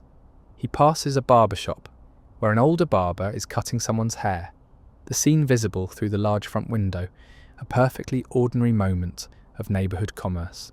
Martelli's bakery is a corner storefront with large windows displaying various baked goods, breads, pastries, cakes, cookies. The smell that hits Clark when he opens the door is immediately wonderful. Fresh bread, sugar, butter, vanilla, the kind of bakery smell that's universally appealing. Clark's sense of smell is extraordinarily acute. He can identify every ingredient in every item, can detect the exact temperature of the ovens, can sense how long ago each pastry was baked. But he chooses to experience it simply as good bakery smell, the way anyone else would. The interior is small but charming, with a vintage tile floor, glass display cases, and walls painted a warm cream colour. Classical music plays softly from hidden speakers. Behind the counter, a young woman, probably early 20s, wearing an apron over a t-shirt, greets him with a genuine smile. "Good morning. What can I get for you?" "Good morning. I'd like 2 chocolate croissants, please." "Great choice. These just came out of the oven about an hour ago." She uses tongs to select 2 perfect specimens from the display and slides them into a paper bag. "Anything else?" Clark scans the display and spots something that looks interesting, a savoury hand pie of some kind. "What are those?" "A spinach and feta hand pies. Really good if you want something for lunch." "I'll take one of those too, please." She adds the hand pie to the bag and rings him up. The total is surprisingly reasonable for a quality bakery, and Clark pays with cash, dropping his change into the tip jar. The young woman thanks him warmly and tells him to have a great day. Outside, Clark checks his watch. 11:47 a.m. He has plenty of time to get back to the planet, grab lunch at his desk, and write the story by Perry's 4 p.m. deadline. The bus stop where he arrived is about a 5-minute walk, and according to the transit app, the next number 42 heading back downtown arrives in 8 minutes. He makes his way to the stop, enjoying the pleasant day and the peaceful neighbourhood. The reporting trip has been successful. He has strong quotes from Marcus, supportive perspectives from neighbours, and enough observational detail to paint a vivid picture of community action in practice. The story is practically writing itself in his head already. A solid opener about Marcus driving the same streets he helps clean, the broader context of community engagement, specific examples and quotes from participants, and a conclusion about how individual action can inspire broader change. The bus arrives right on schedule, and Clark boards, settling into a seat near the front this time. The ride back downtown will take about 35 minutes, giving him time to review his notes and organise his thoughts before he sits down to write. Through the window, Bakerline passes by, a neighbourhood that might not make headlines for dramatic reasons, but that definitely deserves recognition for the quiet way its residents make their community better. This is the kind of story that reminds Clark why he became a journalist in the first place. Giving voice to people who don't usually make the news, showing how ordinary citizens create positive change and inspiring readers to perhaps do something similar in their own neighbourhoods. It's not as flashy as investigating corruption or breaking major news, but it's important work, and it feels good to do it well. The bus deposits Clark back at City Centre Station just after 12:30 p.m, and he makes the short walk back to the Daily Planet building, joining the lunchtime crowds that fill downtown Metropolis during the midday hour. The plaza in front of the building is busy now, with office workers on their lunch breaks, some eating at the small tables scattered around the fountain, others grabbing food from the carts and heading back to their desks, a few sitting on the benches, simply enjoying the sunshine. Clark passes through the lobby. Leonard at the security desk waves but is busy helping a delivery person sign in, and takes the elevator up to the 8th floor. The newsroom has shifted its energy since morning. Some reporters are out on assignments, others are at their desks eating lunch while working, and the general volume has decreased slightly from the morning's intensity. Lois spots him immediately as he enters. "Please tell me that bag contains my croissant." Clark walks over and presents the Martelli's bakery bag with a slight flourish. 2 chocolate croissants as requested. "You're my favourite co-worker," Lois declares, immediately pulling one of the croissants from the bag and taking a bite. Her expression of pure contentment confirms that the croissants live up to their reputation. "Oh my god, these are so good. How was the interview?" "Really good, actually. Got some great quotes, solid story about community engagement. I need to write it up this afternoon." Clark pulls out the spinach and feta hand pie and the second croissant. "This one's mine, and the extra croissant is for you too, if you want it later. I love you, platonically and professionally, but I love you."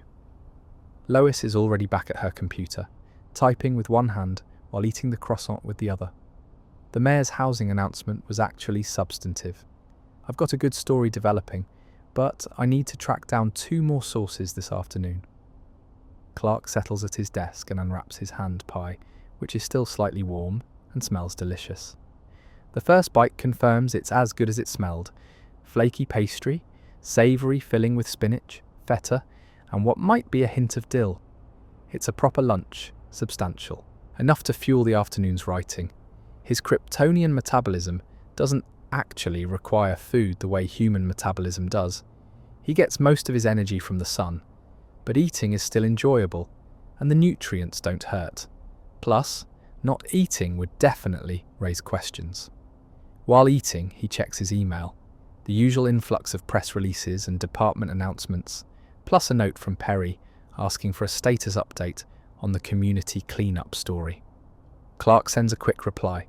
"Interview complete, additional sourcing done, ready to write." We'll have it to you by 3:30. His voicemail light is blinking. 3 messages. He dials into voicemail and listens. Message 1. The city's buildings department press officer returning his call about the scaffolding collapse. Nothing new to report yet. Investigation ongoing. Findings expected next week. Clark makes a note to follow up Monday. Message 2. A citizen calling to complain about traffic enforcement, apparently under the impression that reporters take complaints about municipal services. Clark deletes it. This kind of call happens occasionally, and while he sympathises with people's frustrations, the Daily Planet isn't a complaint hotline. Message 3. His mother just calling to say hello, and that his father wants to know if he's planning to visit the farm for the weekend. Clark makes a mental note to call her back this evening. The hand pie finished. Clark brushes crumbs from his desk and opens a bottle of water from his desk drawer's small stash. He reviews his notes from the morning, organising them mentally into the structure the story will take. The strongest opening is probably Marcus on his bus route, noticing the neighbourhood's litter problem. From there into how he organised the first clean-up, the expansion to regular events, the quotes from neighbours about community impact. Close with the broader message about individual action and community engagement. He opens a new document on his computer and types the placeholder headline, Bus driver's simple idea sparks community clean-up movement in Bakerline. Perry will probably change it. Editors always adjust headlines, but it's good enough for working purposes. Before starting to write, Clark takes a moment to centre himself. Writing a good story requires focus, and the newsroom's distractions can fragment attention if you let them. He takes a deep breath, lets it out slowly, and begins typing.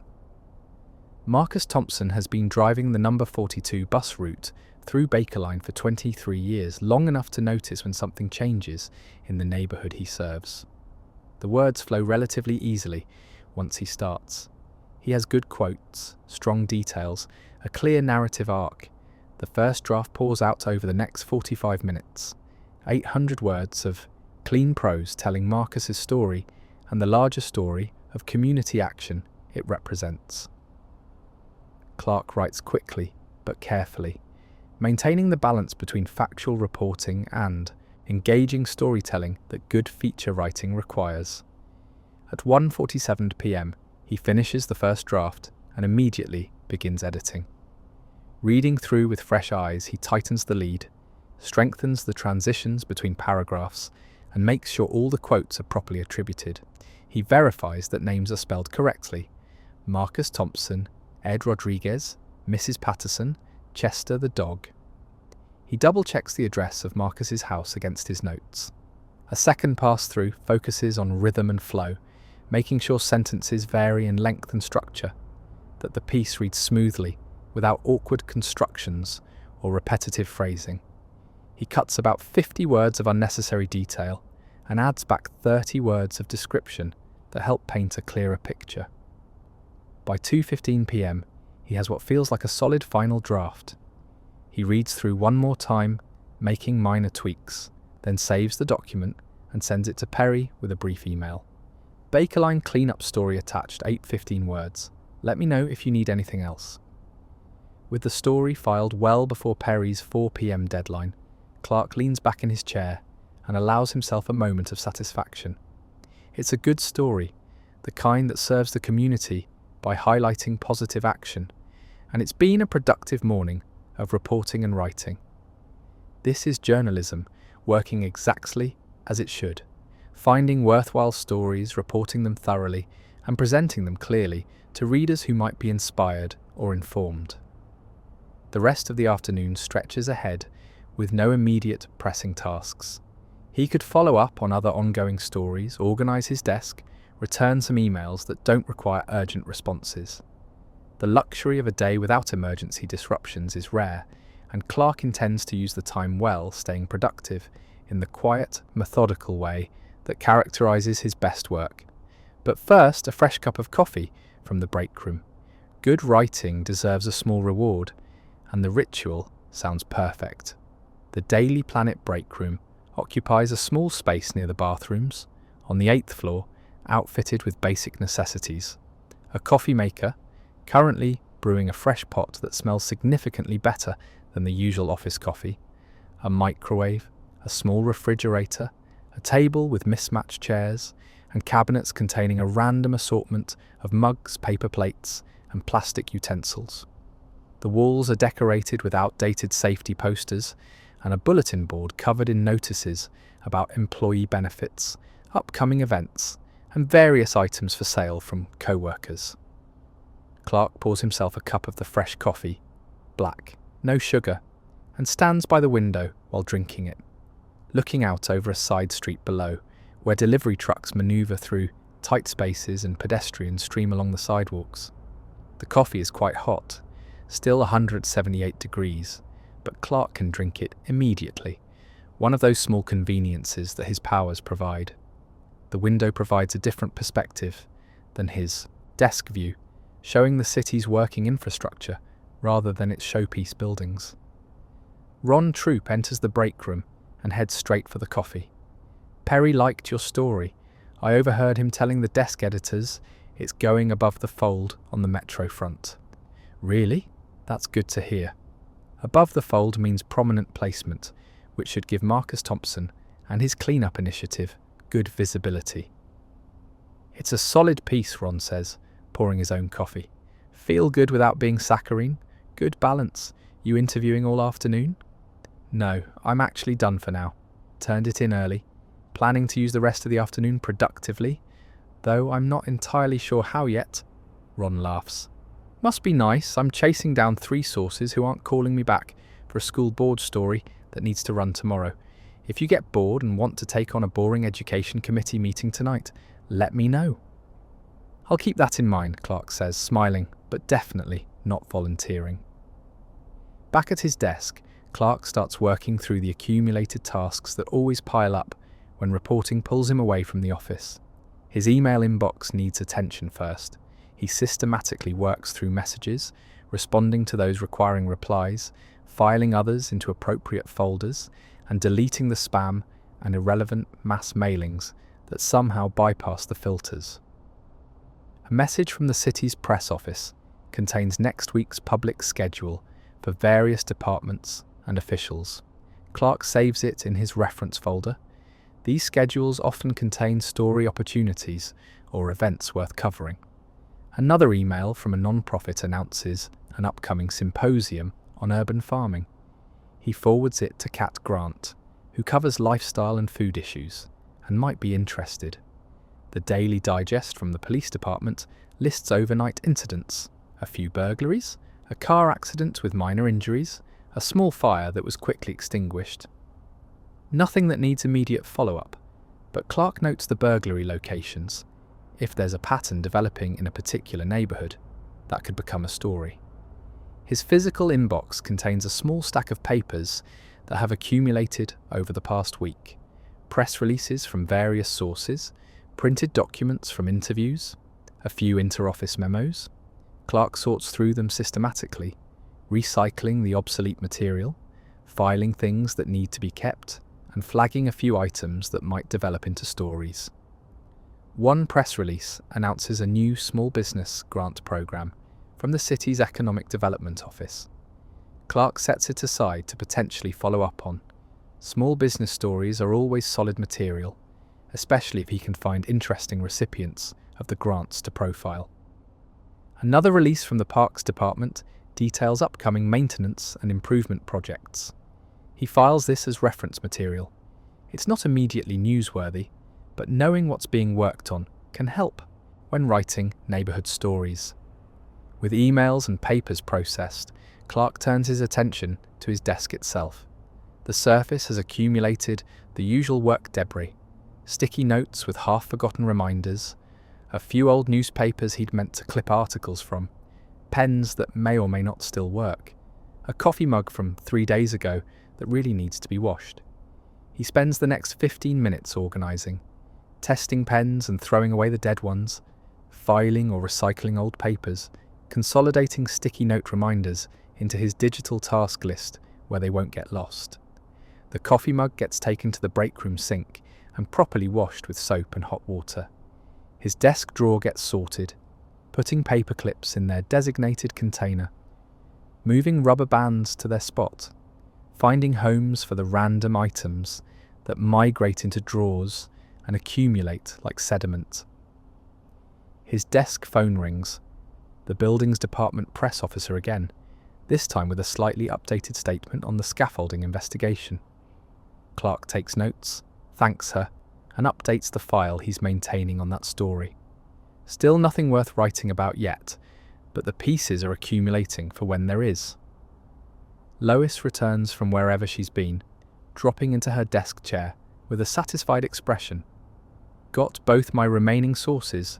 Story's going to be good, actual details about the housing plan, not just political promises. That's the kind of reporting the city needs, Clark says genuinely. Thanks, and thanks again for the croissants. I might have another one now, actually, as a reward for good journalism. Clark smiles and returns to his own work.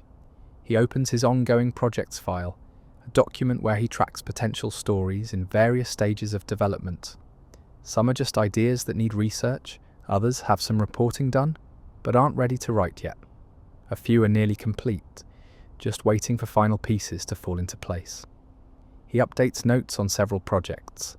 The small business grant story now has more details from today's press release.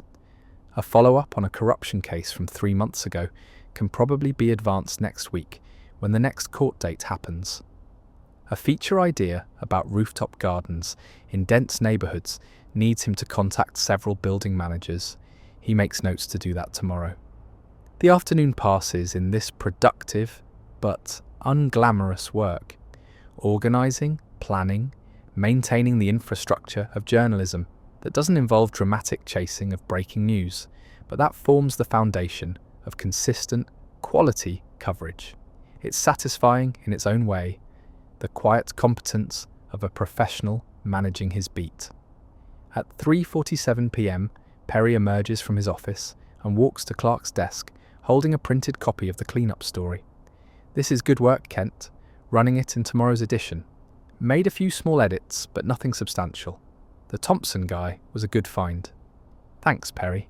Credit goes to Ron's city desk contact for the tip. Well, you did the actual reporting, which counts. Any other stories developing for the rest of the week? Clark reviews his mental list, following up on the scaffolding investigation when they release findings. Looking into the small business grant story, might have something by Friday, otherwise staying flexible for breaking news. Good. Keep doing what you're doing. Perry walks away, already focusing on his next task, his ever-present cigar bobbing as he moves. Clark saves and closes his files, satisfied with an afternoon well spent. The day has been remarkably normal. No emergencies, no Superman needed. Just Clark Kent doing the work he was trained to do, and doing it well.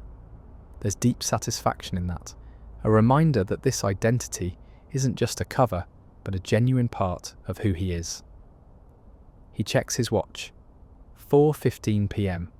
The afternoon is drawing to a close, and with his story filed and desk organised, he could reasonably leave on time today.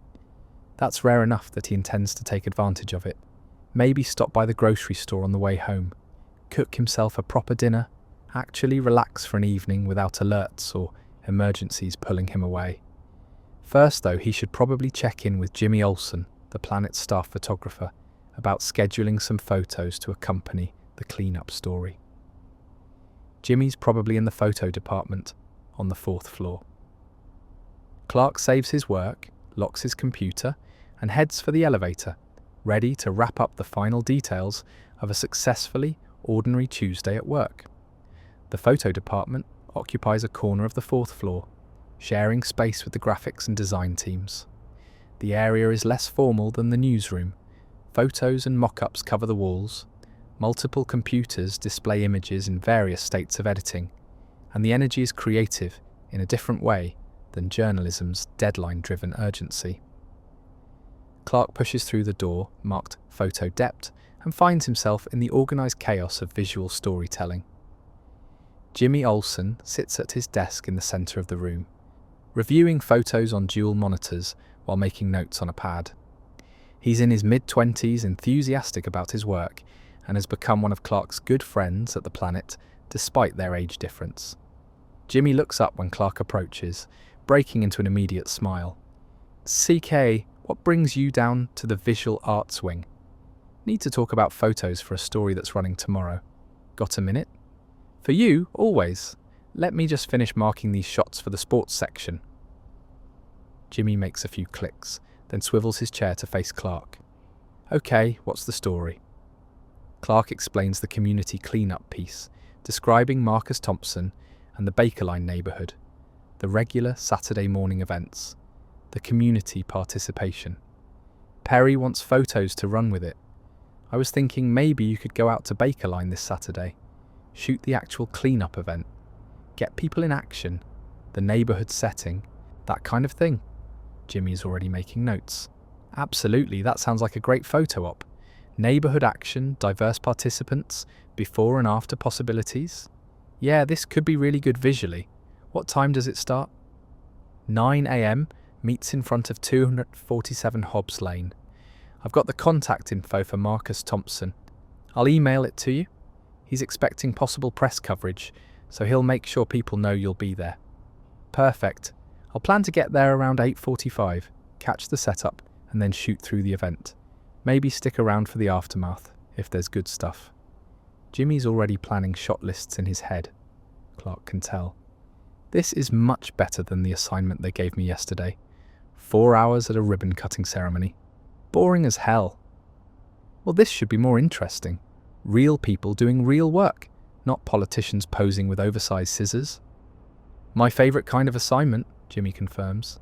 He taps something into his computer. Okay, got it on my calendar. I'll send you a few photo options by Saturday afternoon, and you and Perry can pick which ones you want to run. Thanks, Jimmy. I appreciate it. No problem, man. Hey, are you doing anything Friday night? A bunch of us are getting together at McGinty's pub for drinks after work. You should come. Clark considers this. His social life has been somewhat limited lately, and Friday night drinks with co-workers sounds genuinely pleasant. Yeah, I might be able to make that. What time? Around 6:30, whenever people can get away from work. It's pretty casual, just hanging out, nothing fancy. I'll try to make it. Send me a reminder Friday afternoon in case I forget. Will do. Jimmy's attention is already shifting back to his monitors, where a gallery of sports photos awaits selection. See you then, if not before. Clark makes his way back to the elevator, mentally checking off another task completed. Photo coverage arranged, Saturday shoot coordinated, friendly social invitation accepted. The day continues to be remarkably drama-free, and Clark is appreciating every moment of it. Back on the 8th floor, the newsroom is transitioning into evening mode. The day shift reporters are wrapping up their work, while a smaller night staff is arriving to handle anything that breaks after regular hours. Lois is still at her desk, typing furiously, probably finishing her housing story. Ron Troop is on the phone, speaking in the patient tone of someone trying to extract quotes from a reluctant source. Clark packs up his messenger bag, making sure he has his laptop, notebook, and the day's accumulated materials. He straightens his desk one final time, not wanting to return tomorrow to a mess. His coffee mug is clean and sitting in his drawer. His papers are filed or recycled. The surface is clear except for his computer monitor, keyboard, and the potted succulent that continues to thrive despite his sometimes inconsistent watering schedule. Lois glances over as he's preparing to leave. Heading out at a reasonable hour. Who are you, and what have you done with Clark Kent? Finished my story early, desk is organised, no immediate emergencies. Thought I'd take advantage of it. Smart man. Enjoy your evening. You've earned it after being actually productive all day. Thanks, Lois. Your housing story going okay? Yeah, just polishing it now. Should have it filed in about 30 minutes. Then I'm out of here too. Maybe I'll treat myself to Thai food and a movie. Sounds like a good evening. See you tomorrow. Clark waves to a few other co-workers as he heads for the elevator, exchanging brief goodbyes with people he sees daily, but whose lives intersect with his mainly in this professional space. The elevator arrives and he rides it down to the lobby, where the evening shift security guard, not Leonard, someone younger, whose name Clark hasn't learned yet, nods at him as he exits through the turnstile. Outside, the late afternoon sun is painting Metropolis in golden light, creating long shadows and making the glass buildings sparkle. The city is in that transitional period between work hours and evening activities, commuters heading home, after-work crowds gathering at restaurants and bars, joggers beginning their evening runs, the whole complex ecosystem of urban life shifting gears. Clark walks toward the subway station, joining the flow of commuters. His plan for the evening is simple but appealing. Stop at the grocery store near his apartment, pick up ingredients for a proper dinner, actually cook something more ambitious than his usual quick meals, maybe watch something on TV or read for a while. The luxury of a normal evening without any super-heroic responsibilities is rare enough to be precious. The subway platform is crowded with evening commuters, and the train that arrives is packed, but Clark manages to find a spot where he can stand comfortably, holding the overhead rail as the train pulls away from the station.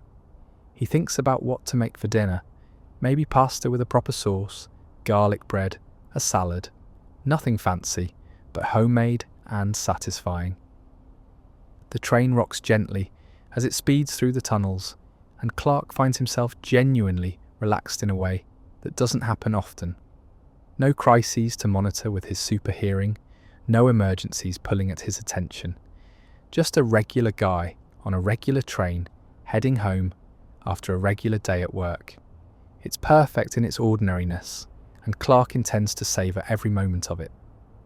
Clark exits the subway at Robin Street and makes his way to the surface, emerging into early evening sunshine that's mellowed to a golden warmth. His apartment building is 3 blocks to the left, but he turns right instead, heading for Metropolitan Foods, the grocery store 2 blocks in the opposite direction. The store is part of a regional chain, reliable and reasonably priced without being fancy. Exactly what the neighbourhood needs. The store's automatic doors slide open with a mechanical whisper, and Clark grabs a basket from the stack near the entrance. The interior is brightly lit with fluorescent lights, playing generic instrumental music that's simultaneously everywhere and nowhere, and organised in the typical grocery store layout that makes navigating relatively intuitive once you know where things are. First stop, produce. Clark needs vegetables for a salad, and he spends a few minutes selecting what looks good. Romaine lettuce with crisp dark green leaves, a cucumber that's firm without soft spots, tomatoes that are red but not overripe, a red onion that feels heavy for its size. He adds a bell pepper and a bag of pre-washed baby carrots to the basket, figuring extra vegetables never hurt. In the fresh herb section, he picks up a bunch of basil, the leaves bright green and fragrant when he crushes one gently between his fingers. His sense of smell tells him this basil was harvested this morning, grown locally, properly watered, pesticide-free. But he doesn't need to know all that. He just needs to know it's fresh, which is obvious enough from looking at it.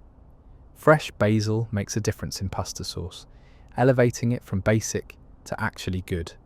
He also grabs a bulb of garlic, because while he has some at home, it's always useful to have more.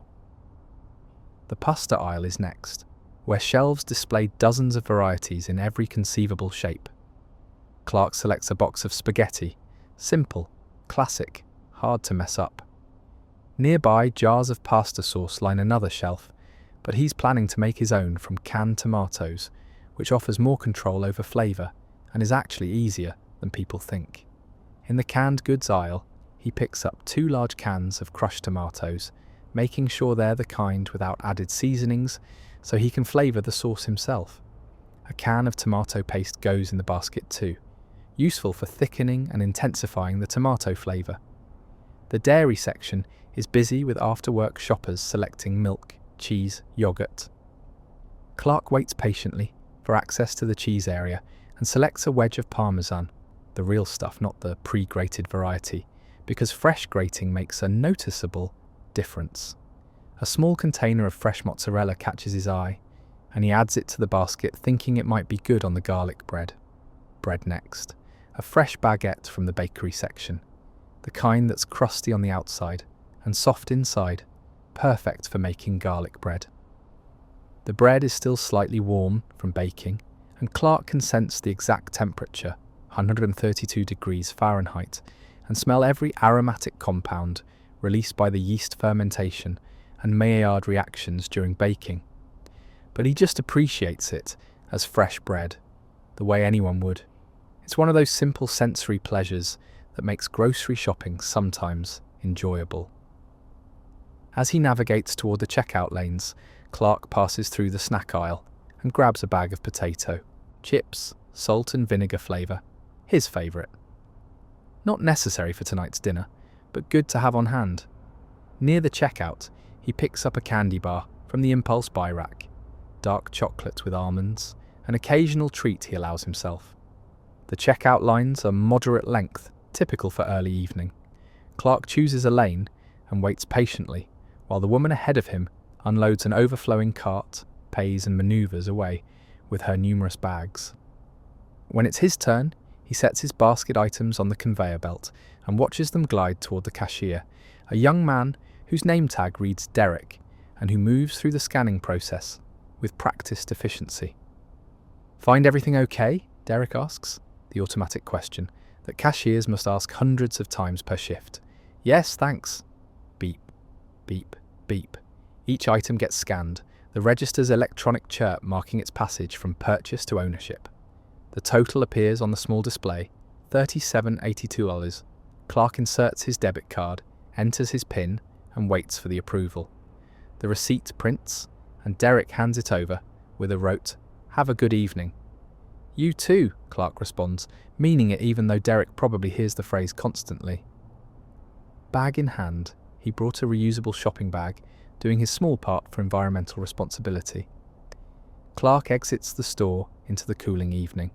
The walk back to his apartment building takes about 5 minutes, and he uses the time to mentally plan the cooking process. Start the sauce first, since it benefits from longer simmering. Get the water boiling for pasta while the sauce cooks. Prepare the garlic bread to go in the oven when the pasta's almost done. Wash and assemble the salad. The timeline forms in his head, with the same organisational thinking he applies to reporting assignments. The evening sky is beginning its transition from blue to purple, and stars are becoming visible. Clark can see every star in the sky, can identify constellations hidden by light pollution that no human eye could detect. But he focuses instead on just the brightest ones, experiencing the evening sky the way everyone else does. Streetlights are clicking on automatically, triggered by sensors detecting the diminishing natural light. The city is settling into its evening rhythm, restaurants filling with dinner customers, bars beginning to accumulate after-work crowds, residential neighbourhoods growing quieter as people arrive home and settle in for the night. Clark reaches his building and climbs the 4 flights of stairs, grocery bag hanging from his arm. He could carry 1,000 times this weight without noticing, but he carries it like anyone would, switching hands halfway up, out of habit. His messenger bag over his shoulder, keys in his hand ready to unlock his door. Inside his apartment, he sets both bags down. The apartment is exactly as he left it this morning, which always provides a small sense of satisfaction. Nothing disturbed, everything in its place, his private space maintained and ready to provide the comfort of home. Clark removes his shoes by the door, hangs his messenger bag on its hook, and carries the grocery bag to the kitchen. Time to cook, which is another form of meditation, the focused activity of preparing food, transforming raw ingredients into a meal through application of heat and technique. It's both simple and complex, routine and creative, and Clark has always found it relaxing in a way that few other activities match. Tonight, he has the time to do it properly, and he intends to enjoy every moment. Clark unpacks the groceries onto the kitchen counter, organising ingredients in the order he'll need them. The 2 cans of crushed tomatoes sit ready, along with the tomato paste, garlic, basil, and the other components that will transform into sauce. The box of spaghetti goes beside the stove. The baguette and cheese wait for their turn to become garlic bread. The salad vegetables line up near the sink for washing. First task, start the sauce, since it improves with simmering time. Clark retrieves a medium saucepan from the cabinet below the stove and sets it over medium heat. He adds olive oil, about 2 tablespoons, not measuring precisely because pasta sauce forgives imprecision, and lets it heat while he prepares the garlic.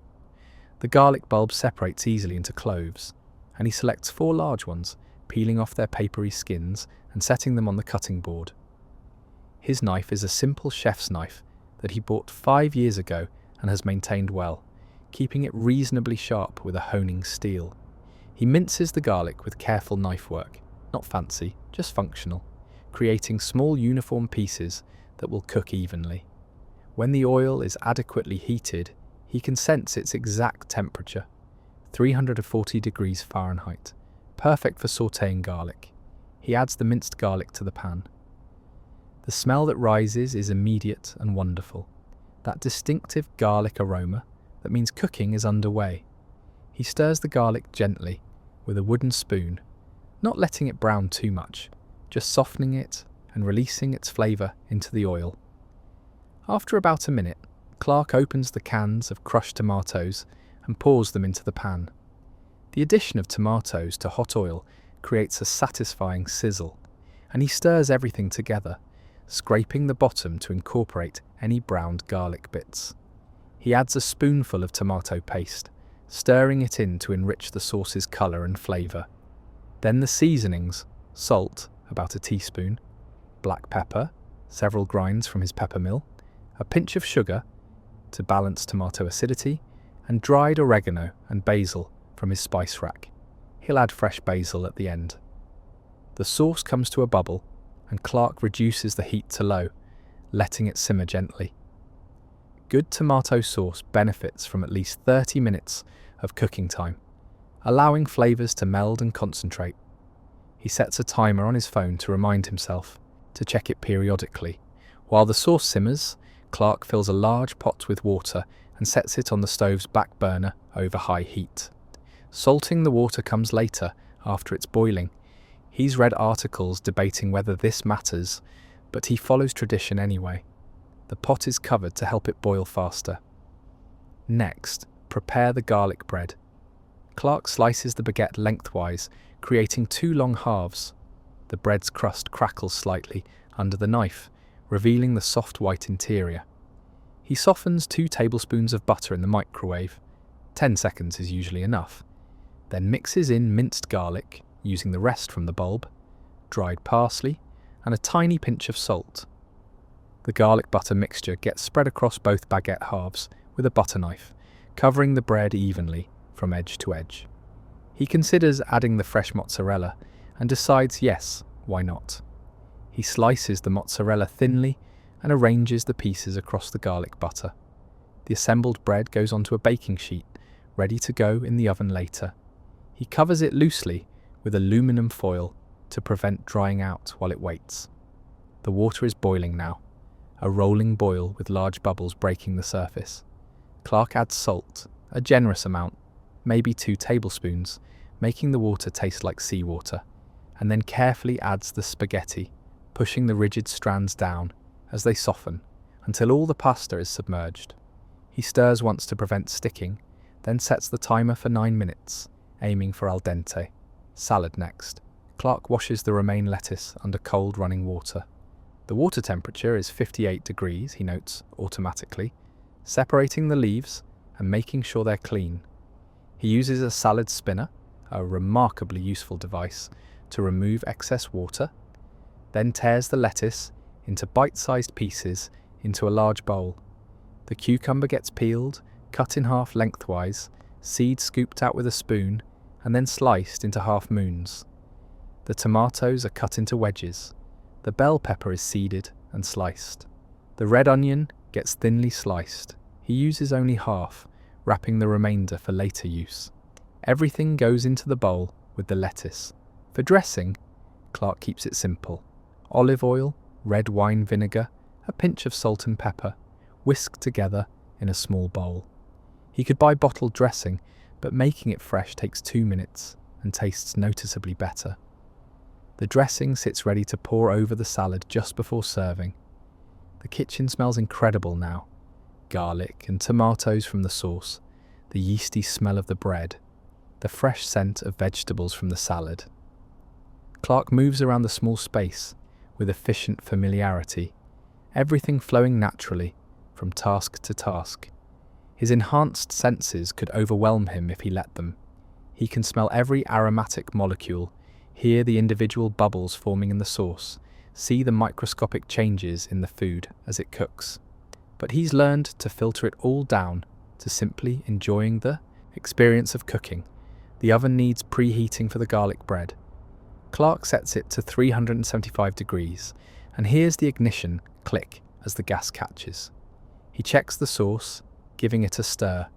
It's thickening nicely, the colour deepening to a rich red-orange. He tastes a small amount, letting it cool on the spoon first out of habit, though the heat doesn't affect him, and determines it needs a touch more salt and maybe a bit more pepper. The pasta timer goes off. Clark tests the strand, slightly firm in the centre, exactly right, and drains the pot in a colander in the sink. Steam rises in a great cloud, and he steps back slightly, even though the heat and moisture don't bother him. He returns the drained pasta to the pot and ladles sauce over it, stirring to coat the strands.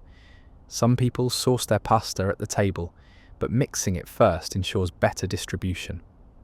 The garlic bread goes in the oven. Timer set for 10 minutes. Clark tosses the salad with the dressing, making sure everything is lightly coated. He retrieves a plate from the cabinet, forks and a knife from the drawer, and sets a place at his small dining table near the window. When the garlic bread timer dings, he removes it from the oven. The cheese is melted and slightly golden, the edges of the bread toasted to perfect crispness. He cuts one half into several pieces and arranges them on a small plate. Plating time. A generous portion of spaghetti with sauce gets twirled onto his dinner plate. A handful of salad goes in a bowl. The garlic bread sits on its separate plate.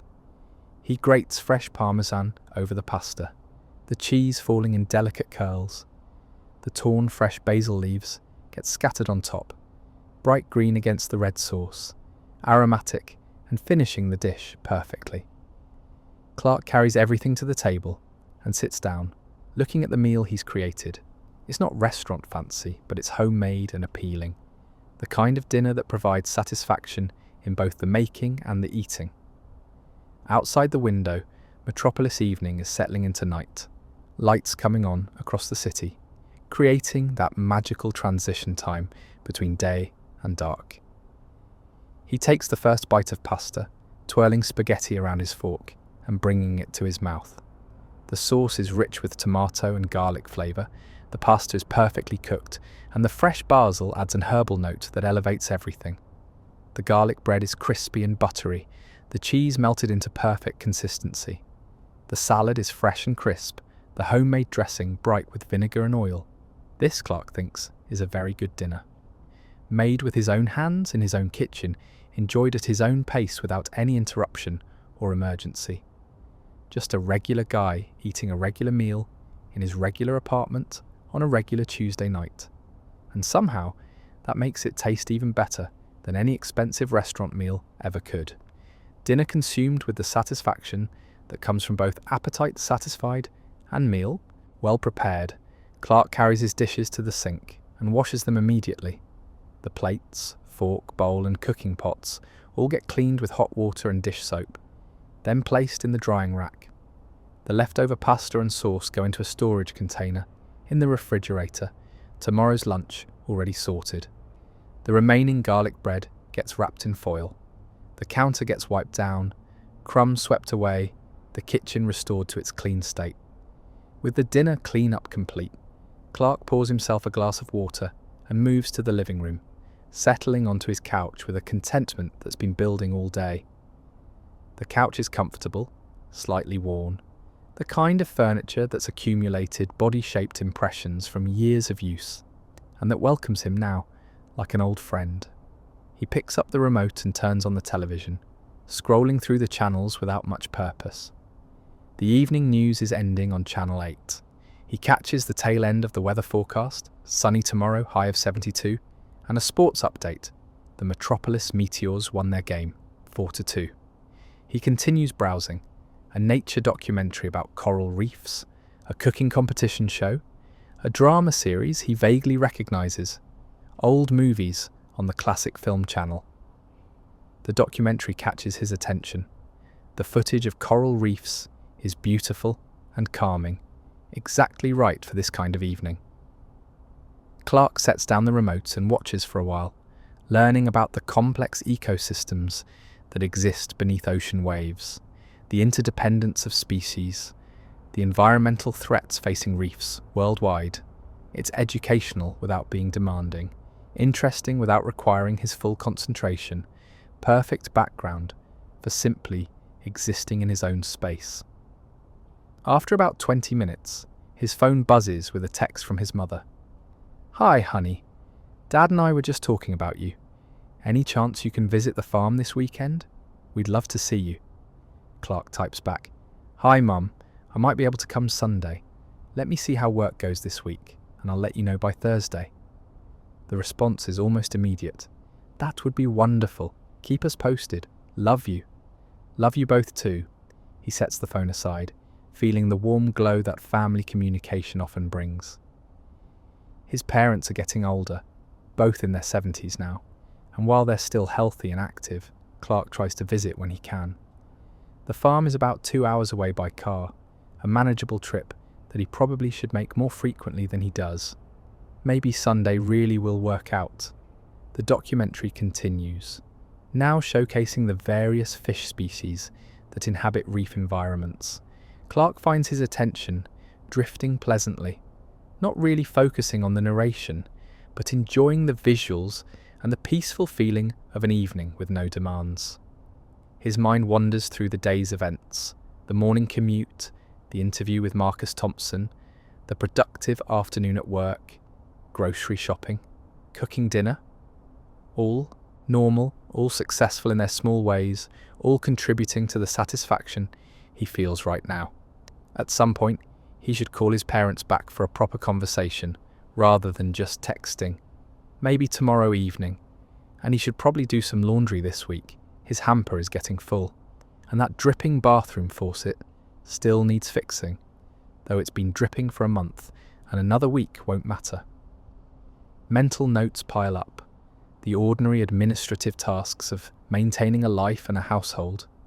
The documentary ends, transitioning into another program about the Amazon rainforest. Clark decides that's enough nature television for one night. He switches to a local news channel's 10 p.m. broadcast, catching up on the day's events in Metropolis. The lead story is about the mayor's housing initiative, Lois's story. No doubt the one she was writing when he left the office. He makes a mental note to read the print version tomorrow. Other stories follow. A preview of tomorrow's city council meeting, a feature on a new public art installation, a reminder about a road closure for maintenance work. It's all routine local news, the kind of coverage that keeps citizens informed about their community. Clark watches with a journalist's eye, noting how stories are framed, what angles the television reporters take, how the visual medium differs from print journalism. At 10:30 he turns off the television and the living room grows quiet except for the ambient sounds from outside. Distant traffic, the muffled noise of neighbours' televisions, the general hum of a city at night. With his enhanced hearing, Clark could listen to any conversation in the building, could track every car within miles, could hear police and emergency radio traffic across the entire city. But he doesn't. He's learned to tune it out, to create a bubble of privacy around himself where he experiences only what a normal person would hear. It's a discipline, a choice he makes every moment of every day, to be Clark Kent rather than Superman. Clark sits in the relative silence for a moment, appreciating it, then stands and begins his evening routine. The kitchen gets a final check. Stove off, All appliances unplugged except the refrigerator, no dishes left out. He takes his vitamins with a glass of water, a multivitamin and vitamin D supplement, the minimal concession to health maintenance that his doctor recommended at his last checkup. The vitamins don't do anything for his Kryptonian physiology, but taking them maintains the appearance of normalcy, and there's something comforting about the routine itself. The doors are locked, the windows are checked, the apartment is secured for the night. In the bedroom, Clark sets his phone to charge on the nightstand and checks that his alarm is set for 6 a.m. tomorrow. He lays out tomorrow's clothes. Saving 5 minutes in the morning makes the day start smoother, selecting another light blue shirt and his charcoal pants. The routine is familiar and comforting, these small evening tasks that prepare for tomorrow while closing out today. The bathroom routine, teeth brushed thoroughly for 2 full minutes. Again, not strictly necessary given his invulnerable tooth enamel, but good habit nonetheless. Face washed with basic cleanser, glasses placed on the nightstand where he can reach them easily tomorrow morning. The bathroom light switches off, leaving only the bedroom's softer lamp illuminating the space. Clark changes into his sleep clothes, an old t-shirt from his college days at Metropolis and comfortable cotton shorts, and pulls back the covers on his bed. The sheets are clean, changed just last weekend, and they smell faintly of detergent, fresh and inviting. He slides into bed, the mattress familiar beneath him, the pillow positioned exactly how he likes it. For a few minutes he reads from the book on his nightstand, a biography of a journalist he admires, about midway through now. The reading is pleasant but not engrossing enough to keep him awake, which is perfect for bedtime. After about 15 minutes and maybe 8 pages absorbed, he feels ready for sleep. He marks his place, sets the book aside, and turns off the lamp. The bedroom falls into darkness, relieved only by the faint glow of the streetlight outside filtering through the curtains. To Clark's eyes, the room is as clear as daylight. His vision adapts automatically, seeing perfectly in what humans would consider pitch darkness. But he closes his eyes anyway, choosing the experience of darkness, choosing to rest. Clark settles into his preferred sleeping position, on his side, one arm under the pillow, and lets his body relax into the familiar comfort of his bed. He doesn't need sleep the way humans do. His Kryptonian body is sustained primarily by yellow sun radiation, and he could go weeks without sleeping if necessary. But sleep is still restorative in its own way, and more importantly, it's part of being human, part of being Clark. The darkness of the bedroom is complete and welcoming, a gentle void that invites rest and restoration. Clark's breathing naturally slows, deepening into the rhythmic pattern of approaching sleep. Not because his body requires the oxygen, but because the routine is soothing, familiar, human. The day's events, all normal, all successful, all satisfyingly ordinary, replay lazily through his mind without demanding attention or analysis. Just memories settling into their proper places, becoming part of the accumulated experience that makes up a life. The interview with Marcus Thompson, the bus ride through Bakerline, typing the story at his desk, Lois thanking him for the croissants, grocery shopping in the evening light, cooking pasta sauce, while the kitchen filled with wonderful smells, sitting on his couch, peacefully watching television, all of it blending together into a complete picture of a day lived simply and well. In this quiet moment, Clark isn't Superman. He isn't the last son of Krypton or the guardian of Earth. He's just a person, ready for sleep after a day of work, comfortable in his own bed, drifting toward rest with the same routine that everyone experiences. His powers, extraordinary as they are, fade into irrelevance here in the private darkness of his bedroom. What matters is the simple choice to rest, to let the day end, to be human even when being human is optional. The sounds of Metropolis at night provide a gentle soundtrack that Clark chooses to hear, the distant hum of traffic that never completely stops in a city this size, occasional car horns and sirens that mark the ongoing flow of urban life, the muffled sounds of neighbours through apartment walls. He could hear so much more, every heartbeat in the building, every whispered conversation, every emergency across the city. But he doesn't. Tonight, he chooses to be just another resident of Metropolis, at rest in his home. Tomorrow will bring another day of journalism, assignments to cover, stories to write, sources to interview, the endless cycle of news that never stops demanding coverage. Perry will have new assignments. Lois will have new leads to chase.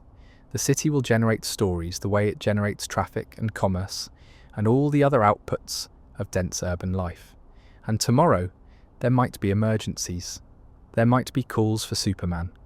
There might be moments when Clark Kent has to disappear into a phone booth or an alley and become someone else. But that's tomorrow's concern. Tonight, there's only this, the comfort of familiar bedding, the darkness that makes rest possible, the slow descent into sleep that he's choosing to experience. Clark's thoughts grow fuzzy, losing their coherent structure, fragmenting into the proto-dreams that mark the transition from waking to sleeping. Even a Kryptonian brain, it turns out, dreams, strange amalgamations of Kansas wheat fields and Metropolis skyscrapers, of his parents' farm and the Daily Planet newsroom, of the two lives he leads and the constant balancing act between them. Maybe he'll dream about the farm in Smallville, the way he sometimes does, wide open fields under endless sky, the smell of earth and growing things, his parents' faces younger than they are now, memories and imagination blending into the kind of pleasant dreams that make sleep restorative. Or maybe his dreams will be entirely forgettable, the kind that vanish completely upon waking, leaving no trace except perhaps a vague sense of having travelled somewhere in the night. And you, dear listener, perhaps you're ready for rest as well. Perhaps you've followed this ordinary Tuesday in Metropolis long enough, spent enough time in the company of routine tasks and simple pleasures, inhabited this unremarkable day sufficiently to feel the gentle pull of sleep calling you toward your own rest. If so, then let yourself drift now, just as Clark is drifting. Let the day's concerns fade into the background where they belong. Let the weight of your own body sink into whatever surface supports you, bed or couch or chair, and allow rest to come in its own time, at its own pace, without forcing or hurrying. There's a particular peace in days that don't require extraordinary measures, in hours that pass without crisis or emergency, in the simple satisfaction of ordinary work done well. These are the days that make up the majority of any life, hero or not, and they deserve appreciation for what they are, the foundation on which everything else is built. So rest now with Clark Kent in his Metropolis apartment, and let the story of this unremarkable Tuesday fade gently into the background of your consciousness. Let the details blur and soften, the bus rides and interviews, the pasta sauce and television documentaries, all of it settling into that comfortable space where stories go when they've been properly told and properly absorbed.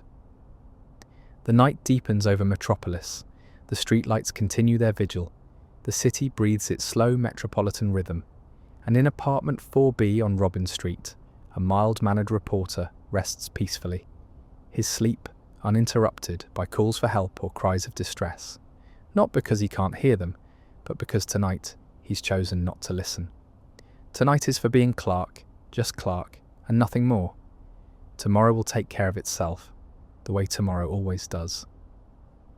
Tonight is for rest, for the restoration that comes not from physical necessity, but from psychological need, from the human requirement to let go and drift and simply be still. The world will continue turning without requiring intervention. The city will manage its own affairs for these few hours, and Clark Kent, choosing to be human in this moment, will sleep peacefully through the night, ready to wake when morning comes and face whatever ordinary, extraordinary day awaits. Sleep well, walker of city streets. Sleep well, teller of community stories. Sleep well, maker of pasta sauce and reader of bedtime books. Sleep well and dream of nothing more demanding than fields of wheat under Kansas skies.